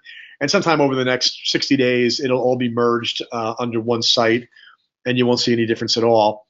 But if you go to Renters Warehouse and you go to the investor marketplace over here, you're going to notice that the URL now changed to ownamerica.com. Looks like Renters Warehouse still, but now you're into the investor marketplace, okay? So what I want you to do, if you haven't already, is open up a free account. And when you open a free account, indicate that you are a real estate licensee. In the process of filling out that registration form, you have a chance of doing that and putting your license number in. And when you do that, you'll have this partner menu right here. So you've got the own menu, the buy menu, the sell menu, and the partner menu are always going to be on top. And then you've got property management, search for properties for rent. This is all features that move you back over to the Renters Warehouse site. But when you want to analyze a property here, you have a couple things you can do. You can search the properties we have for sale, okay? And you can just go to town on that anytime you want, all right? But now we're actually looking at this thing as a way to analyze properties that you would give me. And the first person to respond was Shannon. I hope I'm pronouncing that right, in Tacoma. And so I went just to make sure the process that our website goes through is you put an address in when you create a new portfolio, and it does the analysis for you. I went and did that just to save time, but I think it's probably worthwhile just to give you a glimpse of what that looks like. I also pulled the property up on Zillow to get a sense of what the taxes and the value was. That's why you see that here. But if I go into my owner dashboard, the own tab is basically the properties that I own. Now, I don't own all these properties. Okay, this is a demo account that I'm using. But the own tab is designed to be for people who are SFR owners to use this whether they're buying or selling or not. Our business strategy, our marketing strategy was to give away this technology to people that own in the hopes that some of them would want to buy or sell. And now, of course, if they want to manage, we can build a relationship with them by giving them something of value first, all right? So under buy, these are properties that as I go through the site searching for things, I can have saved searches, I can have favorites and everything else. That'll all show up there. And if I actually have anything on the market, that will be under my sell tab. But the own tab is kind of the baseline. And I have this owner actions of adding a portfolio. We're going to be making improvements to this site over the next couple of months. It's going to make it much more directed towards a user that is a smaller investor who, what you're seeing right now is the process of creating a new portfolio on our site, because all we've done for the last 4 years was sell portfolios of rentals. And so there are some steps that are going to be eliminated from this. But for now, this is how you have to do it. So I go in and I choose my state. All right, so I'm creating a portfolio of one property. And one of the things that I'm going to recommend that you do is open the account, go to the owner's actions and create a portfolio and create something that you can call your sample portfolio. So I'll start right here. Okay, portfolio market. Tacoma is not one of the options here. It's only the larger cities. I don't know if anything here would fit Tacoma. For whatever reason, the master database of MSAs doesn't include Tacoma, so I choose Washington secondary market. Now I'm going to do Tacoma sample, all right? So I want you to do the same thing at some point, okay? Go and create a sample in your core town and randomly pick properties that either that you lease up and you manage or whatever, however you want to do it. But pick that sample of 5 or 10 properties, enter them in. So you create a portfolio for your sample. This is, come on, Greg. This is Greg's sample for Tacoma, Washington. And I'm going to click Create Portfolio. Oh, I have to pick an owner from the list. Forget about this. This is part of my admin.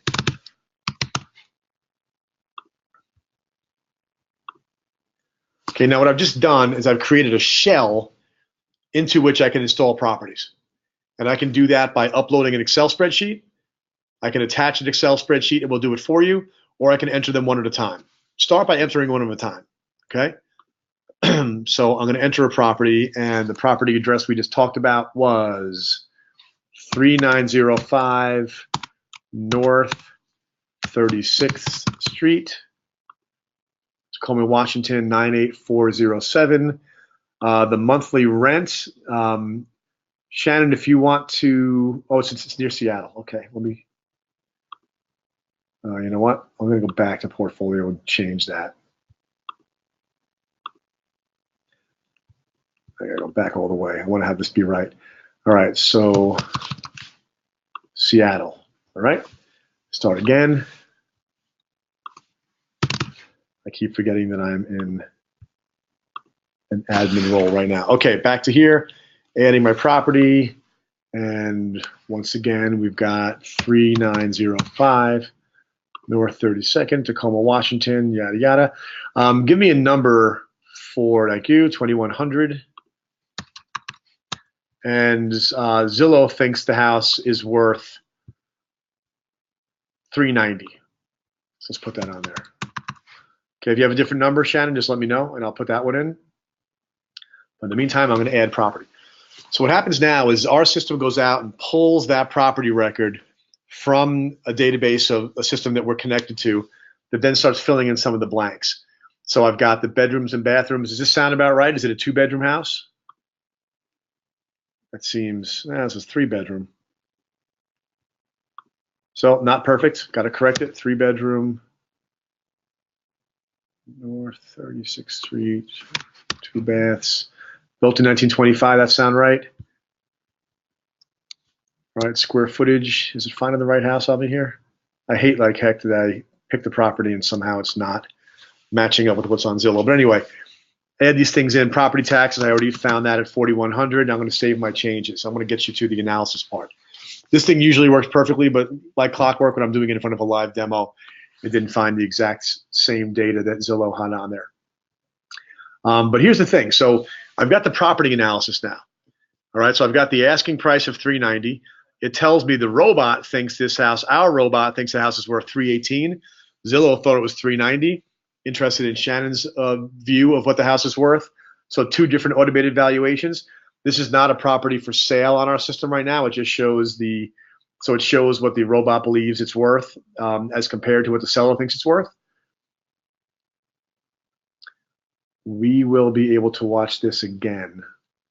Somebody's asking, Notori is asking. Yes, I'm videotaping this. All right, so you've got the calculators here. So the price, okay? Capital expenditures are improvements I have to make to the house. That is set to 0. If I had to put in money to make it rentable, I could put that in here. It's showing a 100% down payment, meaning there's no mortgage on this in the base analysis of it. So none of the mortgage data is in here. The monthly rent is in. That calculates the annual rent, and it has a vacancy amount based upon I can either do a dollar figure or a percentage, and 5% is what's baked in. So here's my effective gross rent, and then my gross yield. Gross yield is not a number that we talked about before. That's if you just divide the effective rent by the price. What is that percentage? Now I've got my taxes, my management costs that are set to 8%. My maintenance is set to 10%. Insurance is also a formula.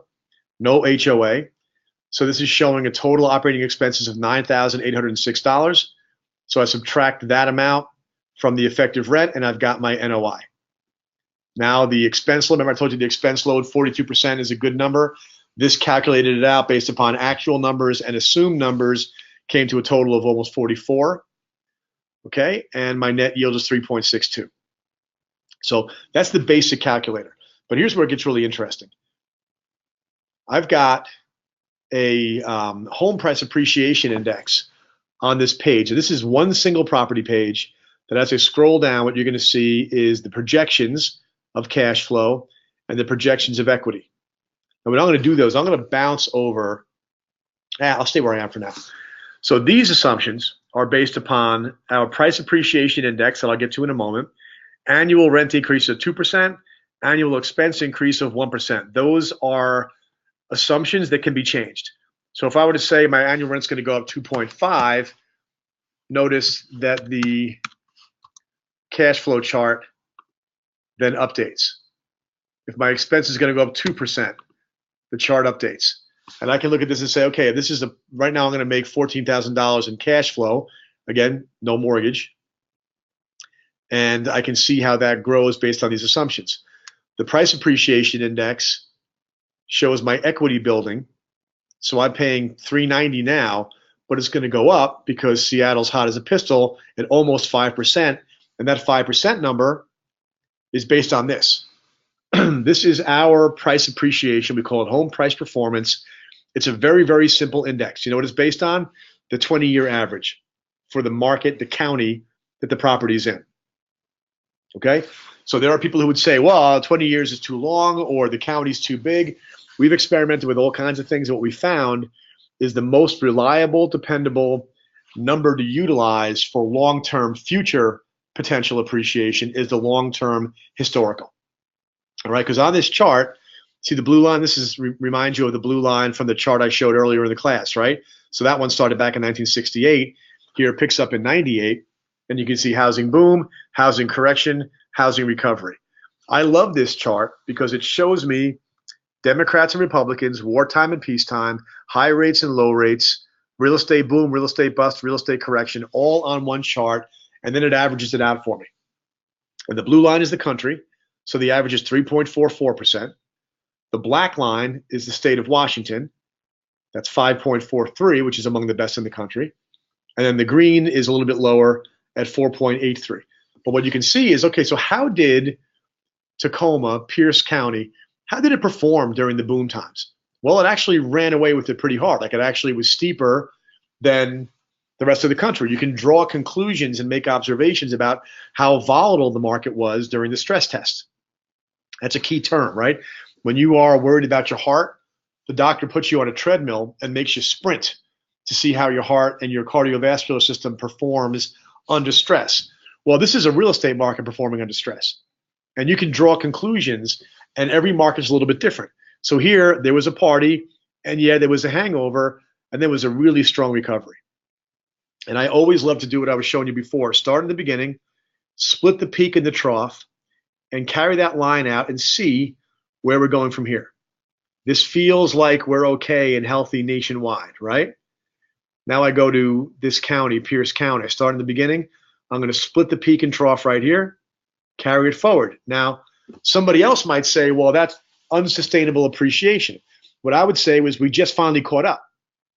It's been a hell of a ride, but it's only now just finally caught up to where the trend line wanted to go. My conclusion on this is just like every place else in the country that had a steep run, is probably going to level off a little bit, and it's going to wind up catching up to this same trend line you see right here. Now, I promise you, you show people this chart, they're going to want to give you an audience so you can show them more. You go to the Chamber of Commerce and you explain the market. Now, you live there, Shannon, so you could probably say, well, here's what the market was like during this roller coaster ride. Here's the reason why it is coming back so strong, right? You can add color to this, and every market around the country, you can do the same. Now we go down and we see population change, okay? Steady as she goes. You know, population change is a really beautiful raw number. People are coming to the area. People are having babies. People want to live indoors, period. Doesn't have to be complicated to be right, and to be powerful. So population looks great. Migration patterns. This is a little bit outdated data because they don't always put it out, but you can see that the green is the inbound and the black is outbound. So pretty consistently, the green has been higher than the black.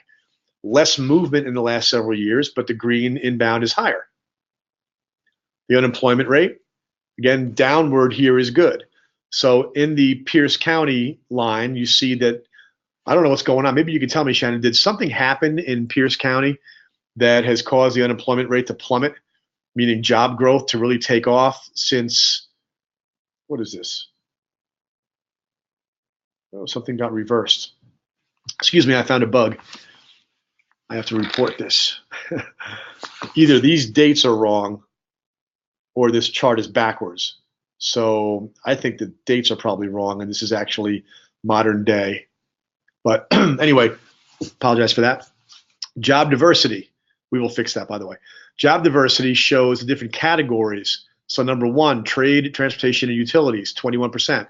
Then government, then education, then leisure and hospitality, professional. This gives a picture that you can tell when you talk about jobs. You know, when people in real estate explain the market, they usually verbally say things like, yeah, it's a great place. People are moving in.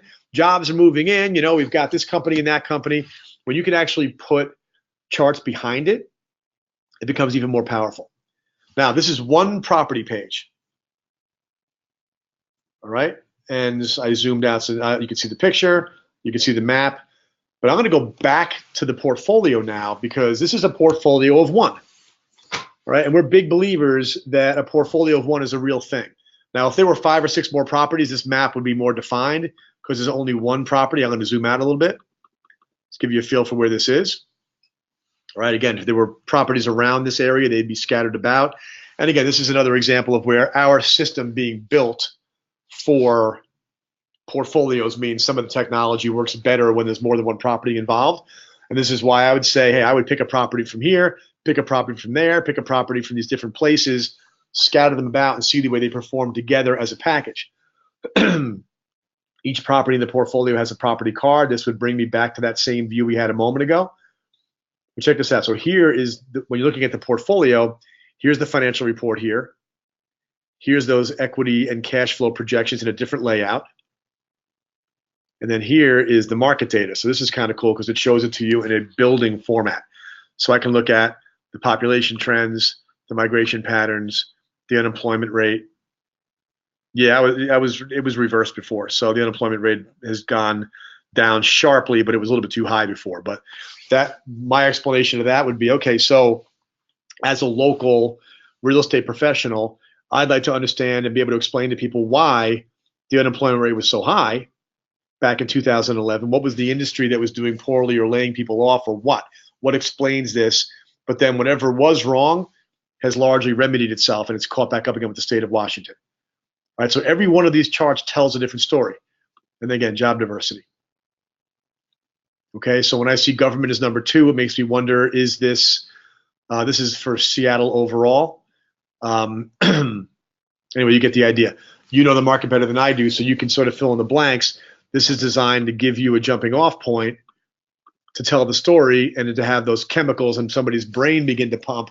I learned years ago that the reason why you use flashy colors and visual aids is that people involuntarily get a positive euphoric feeling when their brains are being fed flashy colors and movement.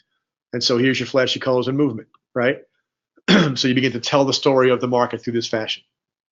All right, now my big takeaway on this is that the yield on this property is low, 3.6%. A lot of investors would say that's not a winner because it's a low yield, all right? But it's still a positive cash flow, but it's a winner if you're into this. Okay, you want 4.83. That's an entire 1.5 above the national. That's a huge increase over 3.4%.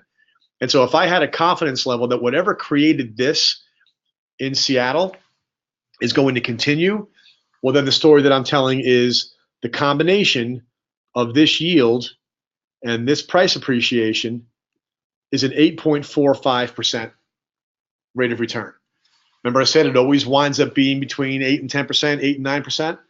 So it depends on what somebody wants. Now, if I'm a customer who lives in Seattle, I'm familiar with Seattle, investing in Texas might make sense. But somebody's saying you should invest in Texas, there's definitely a reason to stay put, right? I know the market, I'm nearby. I like the idea. There's a comfort zone with being in the same community where I am, or the same city anyway, or the same state. But somebody might dismiss this as being too low yielding. I would say the balancing act that the housing market goes through is really interesting, that it ends up landing someplace in this 8% range to 10% range. Let's take a look for questions here. Oh, this is great. So our technology development team is actually on the webinar, and they just saw me find that glitch in the chart, and Jeremy says, I'll fix it. So this will be fixed by the time you go in and play with it. So let me jump around now. I'm going to go back to our homepage, and where am I? I had a couple of other.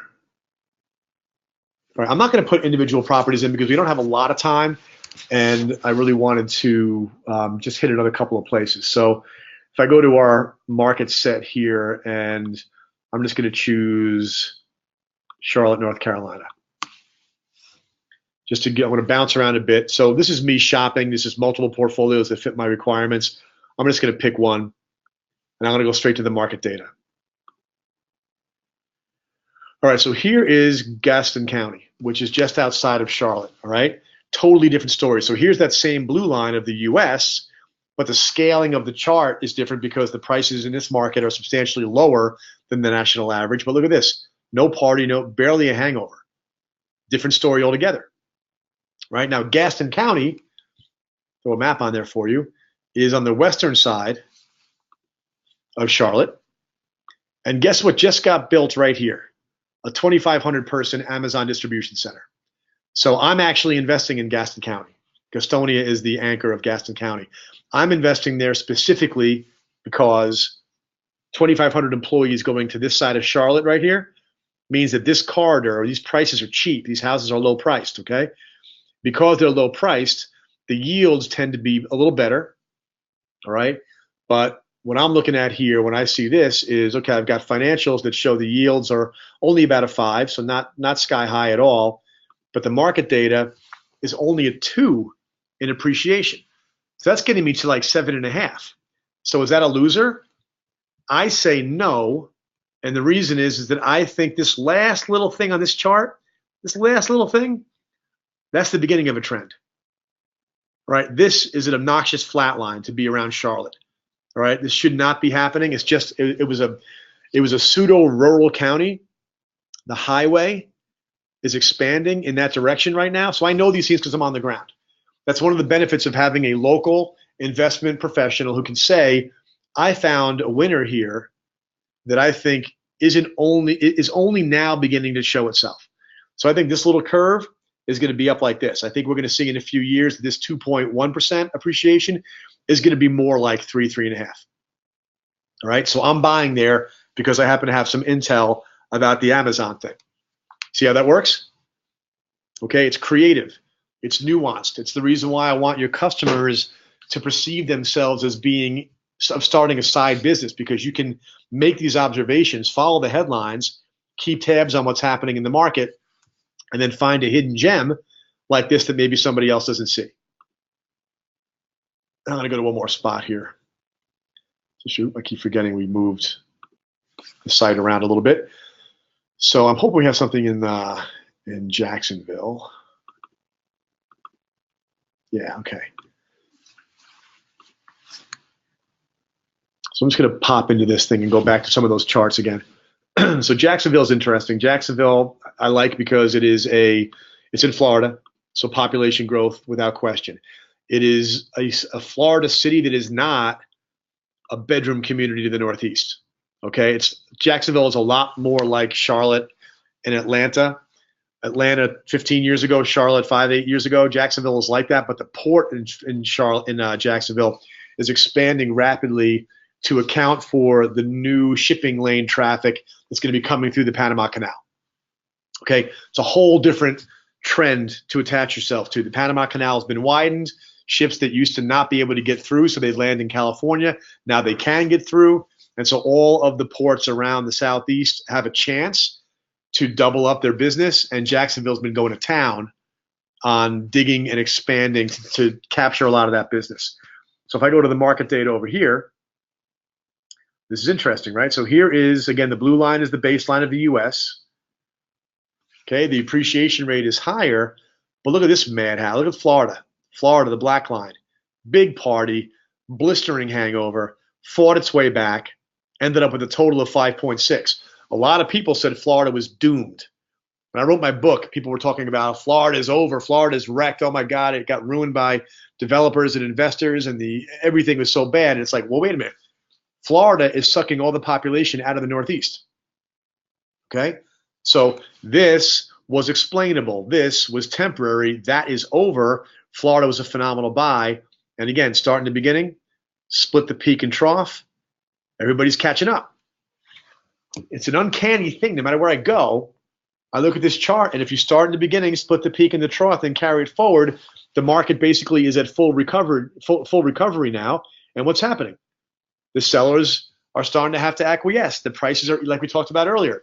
Right now, as each of these markets reaches its potential of where it should have been all along, lo and behold, the affordability factor is too high. The buyers are starting to get stubborn. The prices are beginning to flatten out because the inventory is starting to accumulate. That's happening all over the country. And it's because this curve caught back up again. Now you go to Jacksonville, which is the green line. Okay, not as big of a party, not as deep of a hangover. And again, split that peak and trough. And where am I? I've got upside, but it's right about where it's supposed to be. Now the thing about Jacksonville is this chart is healthy. I like it. I like the way it performed during the stress test. It wasn't quite as volatile. That's because it's kind of like a southern city, not a Florida city, from the standpoint of it's young. It's based on more commerce and business than it is about speculation. So it didn't ride the waves crazy. Like let me just look at the yields. So the financials on this, 5.6%. So the combination is 9.83. I told you 8 to 10 is good. Here's an almost 10. And I think that Jacksonville's got upside because of the port. Period. Right? Simple. All right, and I'll do one more because this is fun. Let's take a look at Dallas, Texas.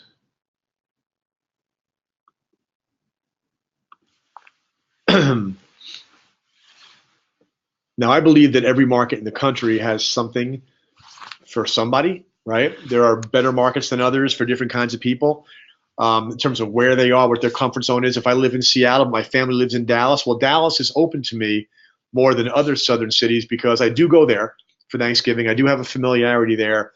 If something was going wrong, if there was a storm coming in, I have family who can report back to me. There are reasons why proximity to my home is good, but proximity to my life is also good. All right, so here we go. What do we've got here? Are we in Dallas right here? Yeah, okay. All right, so this portfolio financials on this, mid-fours. This is an expensive portfolio. The yields are kind of low, but I just want to show you the market data. So there's the blue line, the U.S. Texas resisted the housing boom because Texas legislature, with the help of the Association of Realtors, actually, they put rules in place that limited home equity loans back during the boom. So they didn't get the crazy rush that other markets got.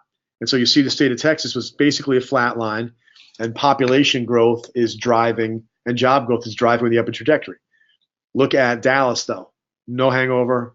No party. Little hangover. Kind of a flat line, and then wham. Look at that upward trend. That upward trend, if I use my same analysis, start with the beginning, go through the peak and trough, and go forward, we're above the line. Right? I think Dallas, this little green line right here, where kind of the steepness is leveling off, I believe it's going to continue to level off. And I think it's going to end up coming kind of like this, right?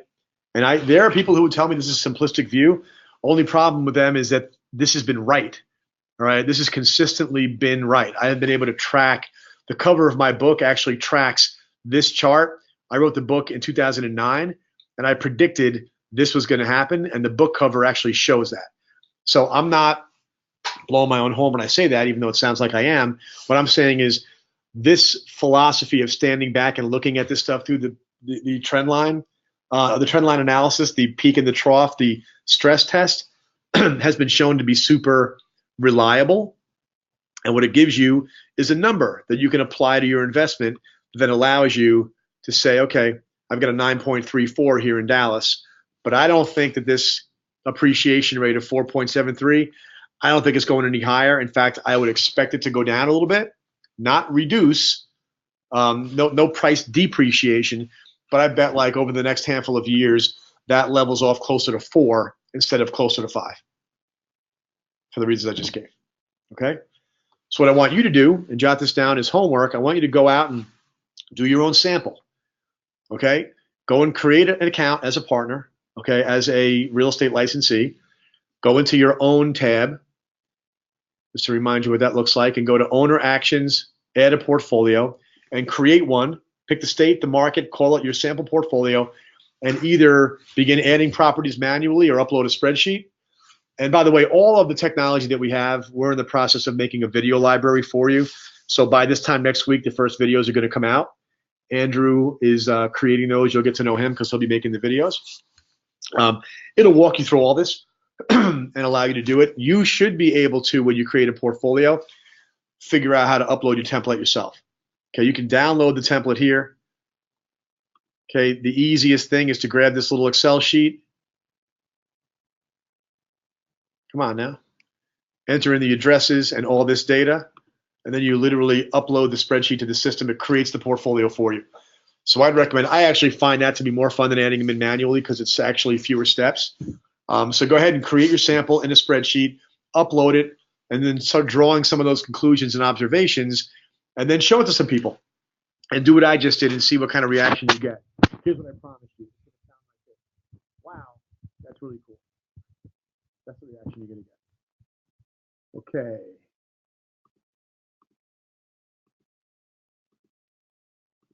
Oh yeah, Jeremy has mentioned that you have to put yourself in as the owner. Jeremy, do me a favor.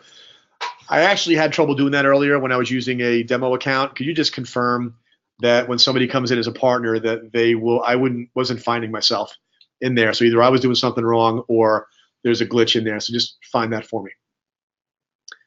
Okay, any questions on this? Give me a sense with the high five of how you guys feel about this. Do you think you can get some mileage out of this? You're looking forward to learning your market through this prism? I'm fishing for compliments here, I know, but it drives me.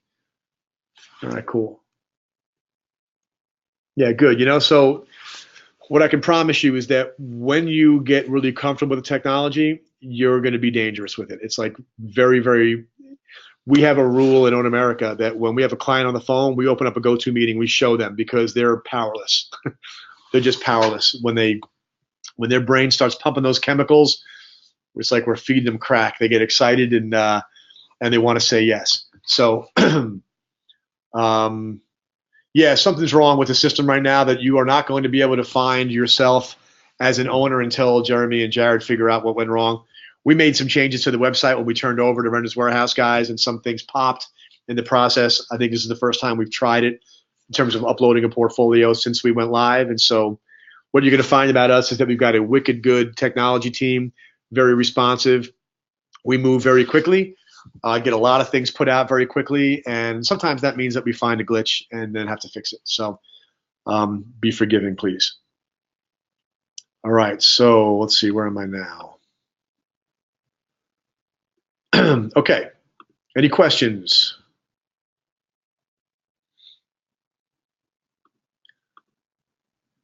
Okay, this is great. Shannon asks, if we give this away to potential clients, how does Own America and advisors make money? We give away the technology. We charge for the brokerage services.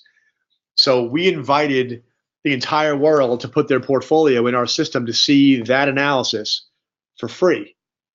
And then we said, hey, you want to sell this or not? Or do you want to buy more or what? What do you want to do? And we found about 9% of the people who put their portfolios on our platform to see that technology, which, by the way, we call that technology the portfolio visualizer. 9% of the people that saw their portfolio in the portfolio visualizer decided they want to sell. Okay, and actually, one more second. I do not want what just happened. I'm still online, right? Something minimized. Hang on a minute. Oh, the question's minimized. That's what happened. Sorry about that. I just wanted to show you something that when I'm in here and I've got a portfolio and I'm looking at my portfolio. All right, so here's just a portfolio of one property. The sell it button is always sitting right here. I click on sell it, and it tells me how many people are on the platform right now that have buying criteria that matches my portfolio. All right, and I can then go through the process of creating a listing. I'm not going to do that now. We're going to get into that after we let everybody know who's, when people volunteer to be part of the initial investment sales force. We're going to have more training on the technology. the videos are going to be useful in that regard. But yeah, we give away technology in the hopes that you'll fall in love with it and learn to appreciate us, and then realize that we're pretty good at what we do. And that created basically the whole Own America business was based on that premise. Give away the portfolio visualizer and then create unique inventory. And all the listings that you see on this marketplace right now are all a result. You know, everything on this map, by the way, is a portfolio. So we're in Charlotte. How are we getting listings all over the country? It's because we're the only ones who specialize in this, really. And like, we're talking about a lot of inventory. Without a face-to-face meeting, without a track record in their town, without a brand they've ever heard of before, we got all of this business on the platform based upon the technology and the specialization at working with SFR portfolios. It's pretty cool, right? So when I tell you that when you're armed with this, and they don't have to overlook the lack of a face-to-face meeting because you're going to meet them face-to-face. They don't have to overlook the lack of a local presence because you have one. They don't have to overlook the lack of a brand because you have one. And they don't have to overlook the fact that all we do is sell in the portfolio. You guys are actually in a position, we are in a position to sell the portfolio, to sell the property, and to manage it afterwards. I don't think they're going to be able to say no. So there you go.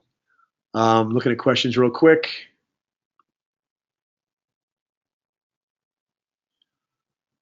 Okay, yeah, you guys are getting psyched, I can tell.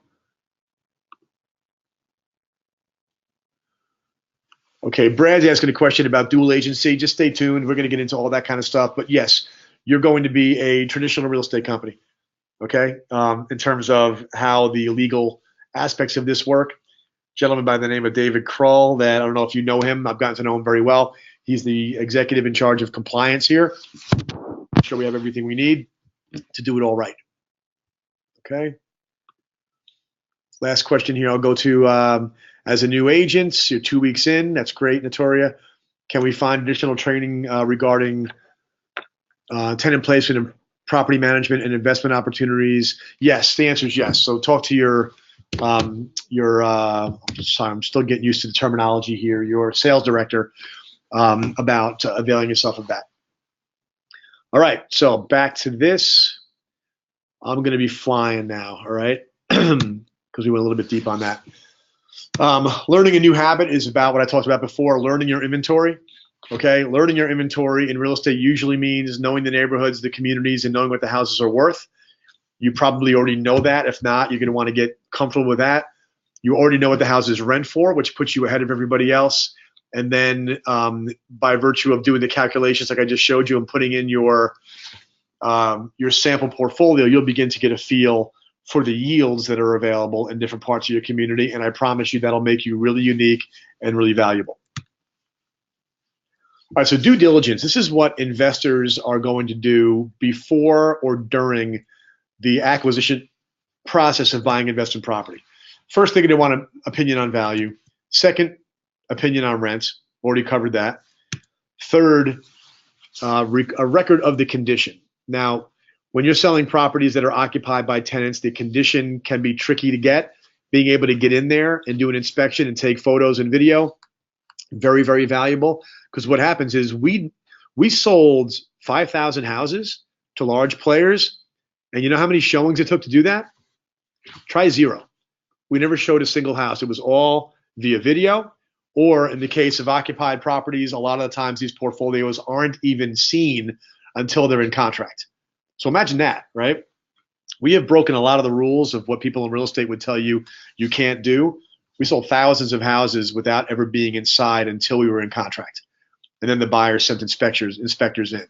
So if you're in a position to be able to actually get a record of the condition, if it's one of the renter's warehouse properties that the seller wants to sell, you as the property manager can get an appointment to get in there, record that. That's really valuable to the sellers and the buyers, because the buyers are not going to be able to get in to see the property until they're in contract. When we switch over to doing MLS properties also, then of course you can show property. All right, but the due diligence is very simple. What's it worth? What does it rent for? What kind of condition is it in? I want to go through financing. All right, pretty straightforward thing, but I'll give you some education on this. First and foremost, back to the original premise, no money down, get rich quick, Doesn't exist. So forget about it. This guy's lying. Okay.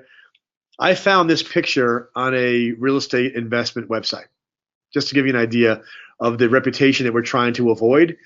That makes me want to throw up. And so the whole genre, just reject it, but not just for yourself. I'm going to recommend that you do it vocally because I get a lot of attention because I do it so vocally. Like you get a lot of people who come up to me and say, I like that you said that. I kind of thought the same thing. It seemed like nonsense. I'm glad to hear somebody say it. Like I'm the responsible guy. I'm the one who's giving you responsible, conservative. A better strategy for investing in real estate is to get away from this crazy stuff. Doesn't really exist. And so when you hear about a seminar, like one of the things we're going to do, folks, is we're going to be doing meetups and seminars in the markets to invite would-be investors in. And one of the first things we're going to show is this guy, and we're going to say, if you're here to hear about this, you're in the wrong place, because that's not truth. Okay. Oh, okay. Jeremy fixed the bugs on the website, so that's why I love those guys. Like, what bug? There was no bug. It was user error. Jeremy, just tell me that. It was user error. It was my fault. There was no bug. So anyway, I'm reinforcing that point that you want to be the best client, the ones with money, the ones with reasonable expectations are up for grabs. Let's capture them and leave the other guys for somebody else. So the types of financing available: conventional, asset-based, private or hard money financing, and creative financing. Those are the four categories that exist out there, and I'm going to go into each one, starting with conventional. Conventional, standard products. These are like every mortgage banker, every mortgage broker in the country probably has access to this stuff. It's a 25% down payment minimum, so a 75% loan to value ratio. I don't know how familiar you are with that, but we'll get you up to speed. The buyer qualifies for the mortgage payment on their personal income. Okay, when it comes to these kinds of loans, when they buy a vacant house and then turn it into a rental, you can't use the rental income. If after the property has been seasoned as a rental for more than 2 years, you then can use the rental income as additional income to qualify. These are great loans that are low rates. They're widely available, but here's a caution. Most loan officers that work for the typical mortgage companies have never done them.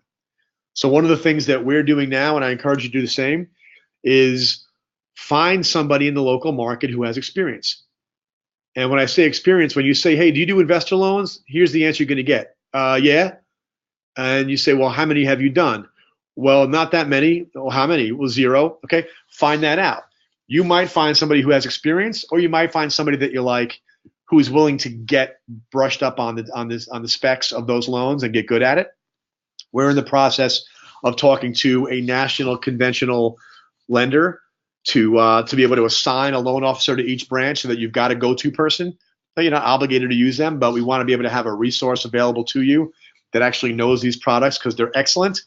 But people just aren't, the lending industry is about as interested in investors, like the conventional lending industry is about as interested in investors as the real estate industry is, which is they're not. So the specialization is going to be something that a lot of loan officers are going to do really, really well as this entire genre blossoms. These conventional these are backed by Fannie Mae and Freddie Mac, so those standard financing products.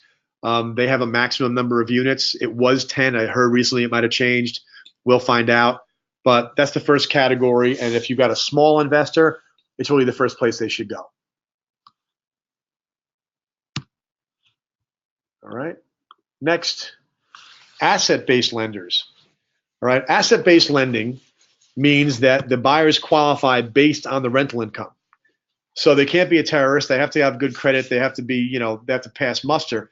But the income from the rental properties are what is used to qualify for the mortgage payment. That's really important.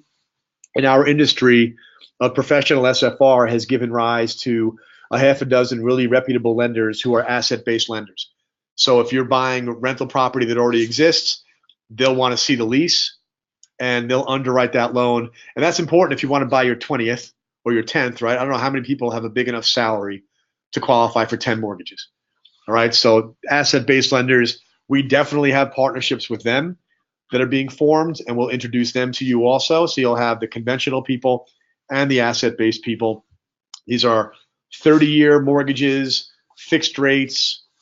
These are a little more expensive than the conventional, but they're better from the standpoint of being able to qualify on the rental income. Okay, and they're usually larger, although more of them are actually now beginning to do. I learned this last week. Are beginning to do the single property investor loan on an asset-based basis. Excuse me. All right, private lenders, high rates, short terms, not right for the buy and hold investor. I put improve in there because some investors want to buy and then fix something up, but forget about the improve. The buy and hold investor, private lenders, they're hard money, okay? And so what happens here, you've heard the term hard money. I've talked to so many lenders who, when they hear that Own America is a SFR platform and they hear that we sell portfolios of rental properties, and they start hitting me up because they want to put their financing in front of our customers, it takes me 10 times to get them to understand that these are not short-term flippers. It goes back to that original concept that there are people that I can hit in the face with a fry pan and tell them, we don't do flipping. All right, this is long-term buy and hold rental property. They go, yeah, we have great loans. And we say, what is it? Well, it's 10% and it's 1 year and it's like 4 points. It's like, no. All right, so when you meet somebody who says that they do investor loans, there's a decent chance that they do private lending or hard money loans, which is not going to work for your clientele. All right, so get out in front of that and tell them, my clients are looking for long-term, like 15, 20, 30-year fixed rate mortgages. Do you do that? And they'll deflate, and then you'll know.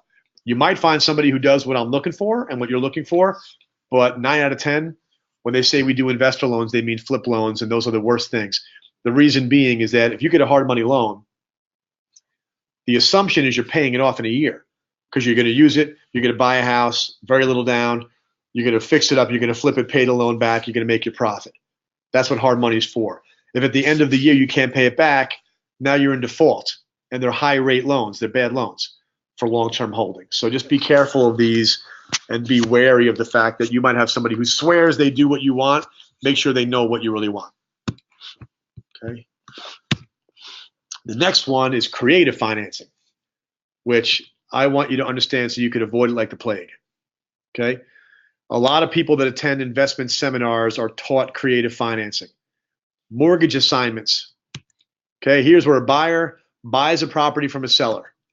The seller agrees to assign the mortgage to the buyer, which in some cases is possible.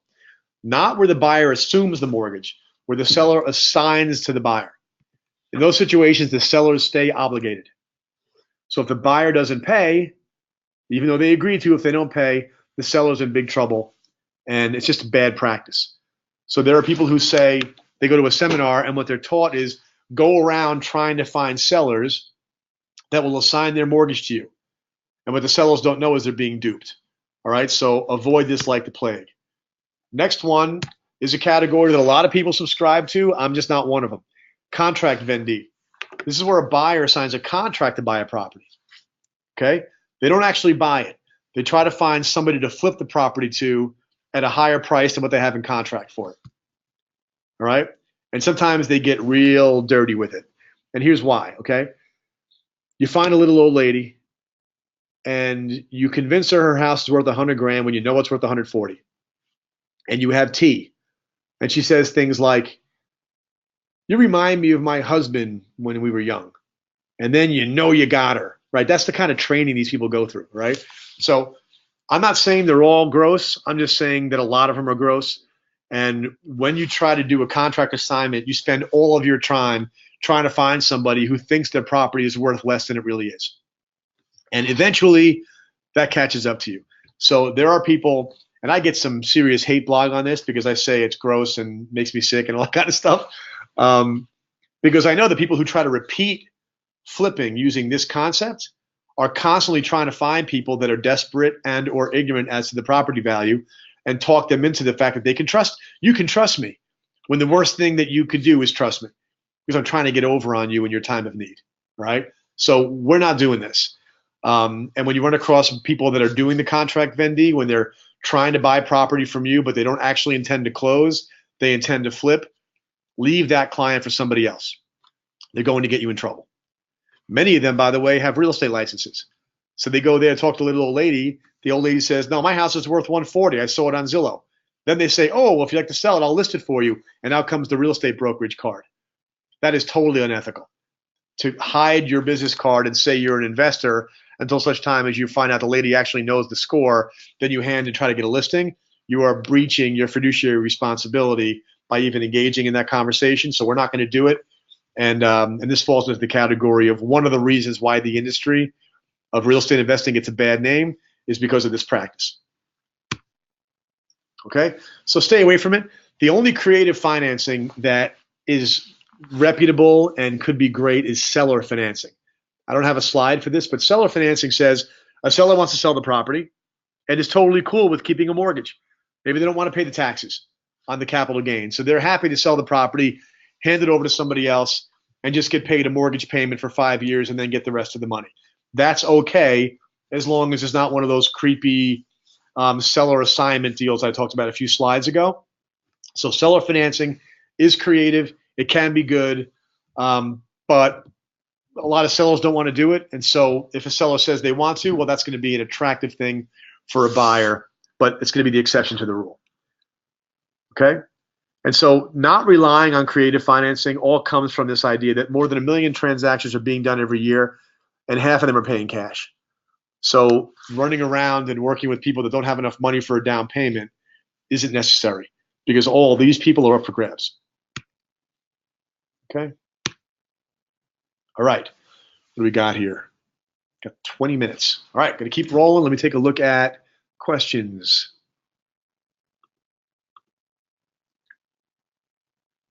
Okay. Scott's telling me that at least in his market, rental income is being used when it's a first-time rented property, not needing 2 years experience. Thank you for telling me that.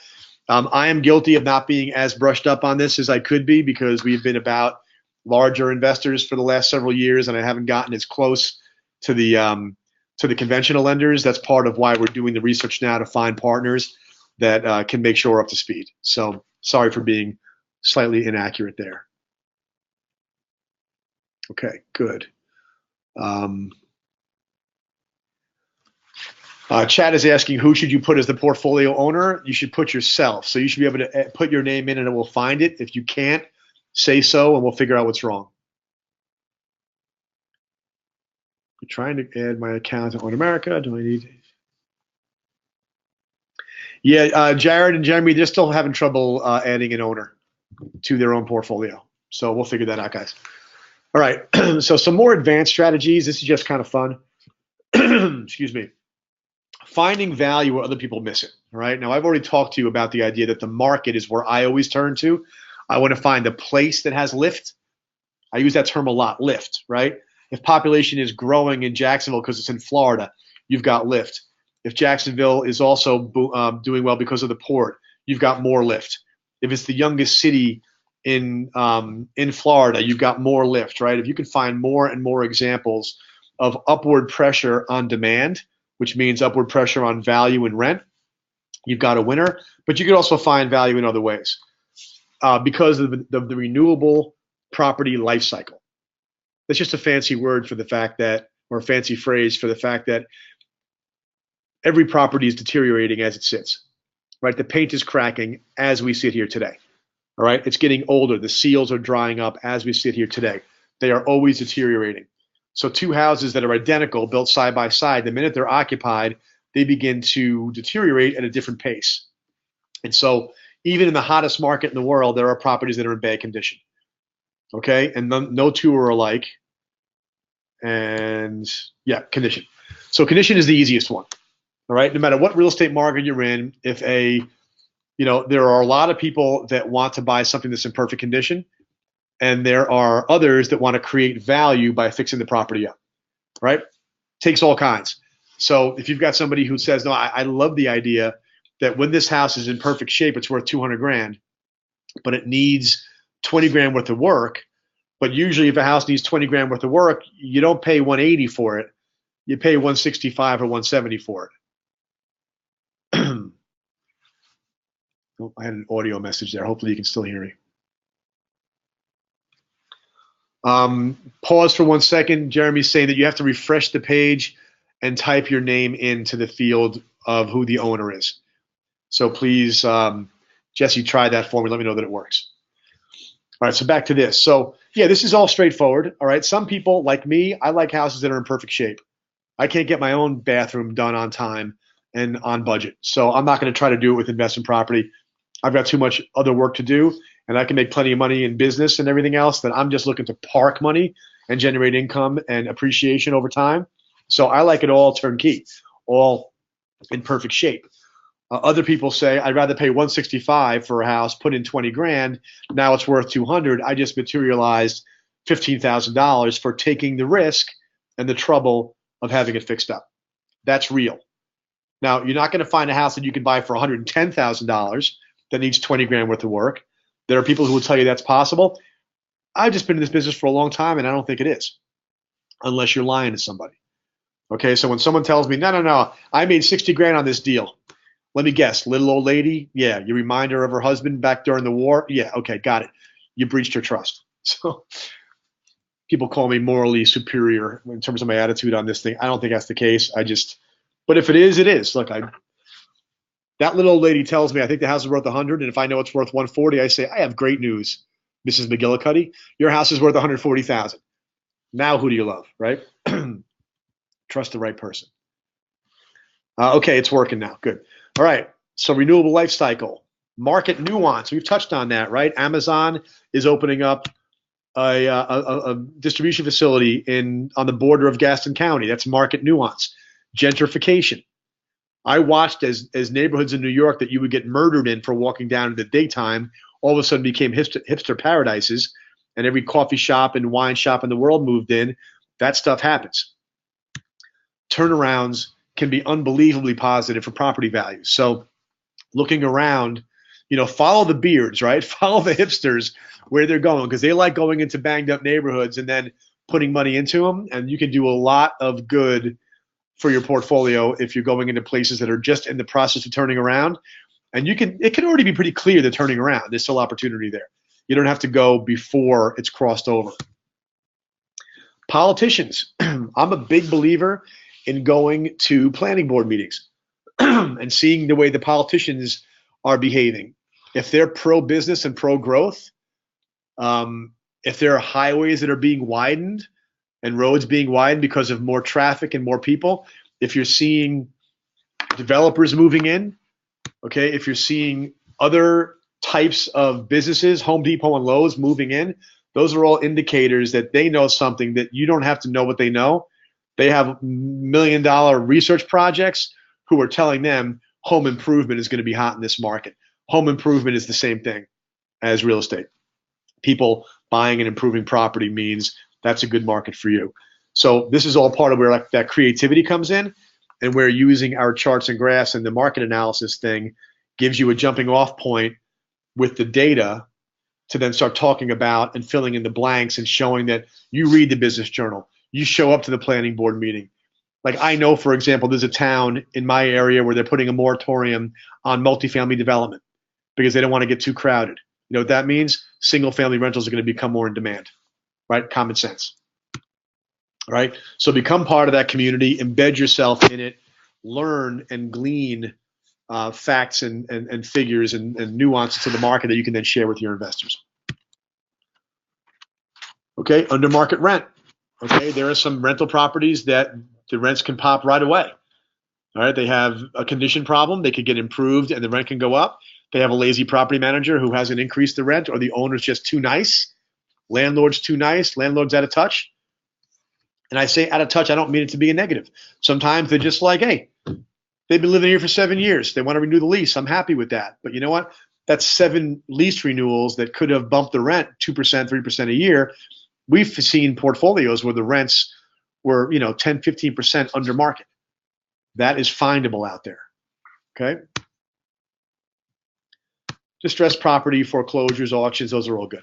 All right. I'm going to use the last few minutes here to hit on a key subject that, again, we're going to spend more time on Friday afternoons doing more education and going deeper into these things. This is one of my favorite things to share with people when I'm talking to them about their long-term plan, and it's called compartmentalization. All right, this concept that if you have a long-term investment strategy, I want your clients to think of it, and you, for your own portfolio, as a bunch of cubby holes like this, compartments. Each of them have a purpose. Okay, I want to retire in 20 years. I want to have these following things in place. Okay, I want to link specific properties with specific long-term goals. You're going to be in a situation where you're going to be meeting with real estate investors, some of them experienced, and they're going to love you because you know something about this. Some of them inexperienced, and they're going to love you because you get them in a mind frame where they're starting to think about their life in 20 years, 30 years. What's important to you? Okay, let's assign specific addresses to each of those long-term goals. Because as you, for example, have a kid, you can buy a condo. This was a chapter in my book, and it was popular. And I've actually gotten this really gratifying feedback over the last several years of people who did this. They had a kid, they bought an investment property for the kid, and now they're halfway to maturing the kid, they're halfway to maturing the condo, and they feel really good about the fact that their college fund for the kid is there. It's fine, it's all set. They can refinance the property and pay for college. They can use the cash flow to do some of it. They can sell it and pay for college, but they use the property, compartmentalization. Why is it powerful? Because you take a long-term objective and attach it to a long-term investment. The more deeply rooted, passionate the objective, right, the better. So little baby in the bassinet, getting a college education, what's more important? Being able to be free of financial worry when I retire, so me and my wife can go gallivant around the globe and do whatever we want without a care in the world. That's a passionate objective. So for me, kids, college. I've got properties that I've got in my mind are a wedding gift. Don't tell my kids, but a wedding gift for each of them, right? When they have kids, birth gift for the kid. Here, had a kid, here's a condo, right? I'm doing all this myself. It's so much fun. I feel like I've got my future pretty well mapped out, and there are addresses that account for that peace of mind. Does this make sense? All right? Deeply rooted, passionate, objective. It automatically links their investment to a long-term time frame. The more you get them thinking that way, it's a business, long-term. It's for retirement, for college, long-term. How old's your kid? 1 month. You have 18 years to work with, long-term. Right? Anytime you get somebody to really anchor this, then the patience kicks in. Okay?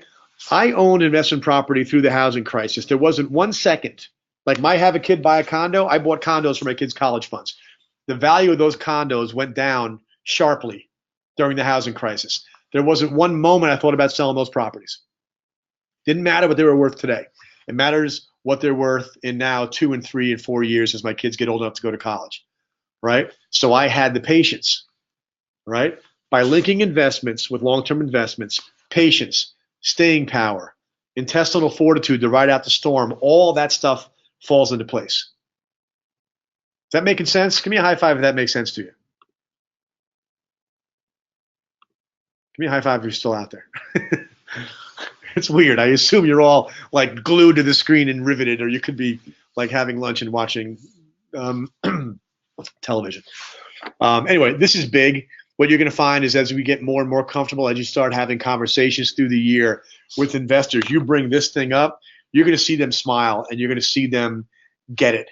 Like you'll see it wash over their face like, oh, wow, yeah, you're right. I could actually assemble my future property by property. And like later on, like I want you to have a Corvette. I want you to have a house that stands for your boat that you're going to float around on when you're retired. You see how that works? So financial security, providing for those you love, and then fun, right? Plain old fun. All right, I've kind of covered this stuff. Securing retirement, long term, same idea. I already covered all this. All right. All right, so our objective in all of this is to find a market that has strong upside. Every market you're in has upside. Learn how to tell the story. Find a property within that market that has upside, even if it's brand new and in fine condition. You know, the upside of that is just going to yield and appreciate over time. And then turn both of those dials up simultaneously to create that wealth. All right. I am almost out of time, so I'm looking at this thing and thinking, what do I want to do next? We're going to look. Don't promise any returns, okay? Don't tell anybody you can guarantee anything. All right. We're going to have disclosure, disclaimers, all that good stuff's going to come about. Just get, I think it's pretty obvious, but just be aware that that there isn't any guarantees of returns, and it probably makes sense to tell people along the way that this is all speculation, right? This is going to be a form that you're going to wind up filling out or handing somebody for them to sign that says, in scary language, you're going to take a risk of losing all your money. We can't guarantee any of this is going to come to pass. They're going to say, yeah, I know. And it's no problem, but you're going to cover yourself on that. Okay. All right. So look at that. I've got 4 minutes, and I'm at the end. Brad's going to have a house for his Harley Davidson. You can buy a whole freaking raft of them. Let me tell you briefly. This is a whole other section of the class that we're going to begin to do starting on Fridays. Okay, it'll be a week from Friday after we do the next certification. For anybody who missed this week, we'll have the next one next week, and then every Friday until I die, we're going to do Touch Base Fridays, 3 p.m. Eastern for a half hour, 40 minutes, and it's going to be geared around building a monster SFR business. So we've got a lot of content for you related to I'm not going to do it now. All right, the different places you can go to prospect, doing investor open houses, prospecting on Craigslist. We're going to share with you all different kinds of ideas that we've actually put in place, and all kinds of ideas that you all are using. So this is the way that we maintain eye contact and general contact with each other as a team. What I'll do is I'll be asking you guys to share the challenges you're facing, the wins you're getting, so that we can share the wins, that we can help to navigate the challenges. We all get stronger together, and it'll be a chance for us to just really get to know each other. I'll be unmuting people and giving them a chance to speak live on these things. And so I didn't really do much of this. Just wanted to let you know that all the things that work in real estate, direct mail, local promotion and networking, open houses, seminars and meetups, Kramer of Commerce. That's a Chamber of Commerce, Greg. It's a weird. Anyway, we're going to be sharing with you all kinds of ways and pioneering ways ourselves, because I'll be in the Charlotte branch. I'll be working with the team there. We're all going to work together to try to create really phenomenal growth for your business. I think what's going to happen now is I'm going to be emailing you. Actually, can I put that on here? I'm going to email everybody a link to the final exam. 20 questions, multiple choice, easy, okay? I'll send it out today. Rifle through it, just pass the certification, then we can give you a little bug to put on your business card at some point that says that you're investor certified. And then Kevin will be back with you all to let you know what the deal is in terms of who this is going to be open to in the near term. But like I started with, just do me a favor. Promise me if you do this, you're not going to neglect the leasing and property management component of your job. If that happens, then this program actually has some warts that it shouldn't have. So this all has to be additive. We want to grow your business. And so if you're behind the curve on performance right now, use the next couple of weeks to do whatever you can to get up to speed and to catch up. And then if it turns out that the only people in January are going to be a selected few people, by the end of January into February, if you really knock it out of the park with your leasing responsibilities, you'll be in line to jump into this thing with us. Okay. The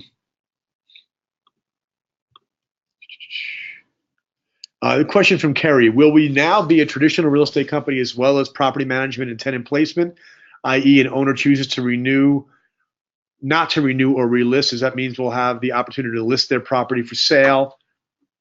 Yes. Okay. When you say traditional real estate company, what we're not going to be is selling them a home to live in.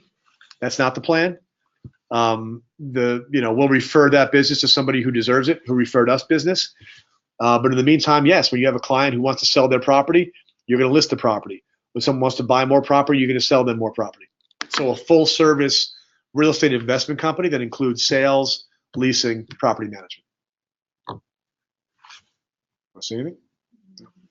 Just checking in. Just checking in. Hello, everybody. Okay, final questions. All right, yeah, let's do, somebody's saying they don't know how to do the high five, but I guess that means they want to. So if you want to do a high five, go ahead and do that now. I'll give you one back. Bam. Very excited to be with you. I hope that came across. Looks like you guys had a good time. So you should get an email from GoToWebinar with a recording of this. Feel free to, watch it again, save it, whatever. Tell your colleagues that maybe didn't jump on this to get on the next one next week because of how much fun you had and how much you learned. And have a great rest of your week. Thank you so much for being here. Bye.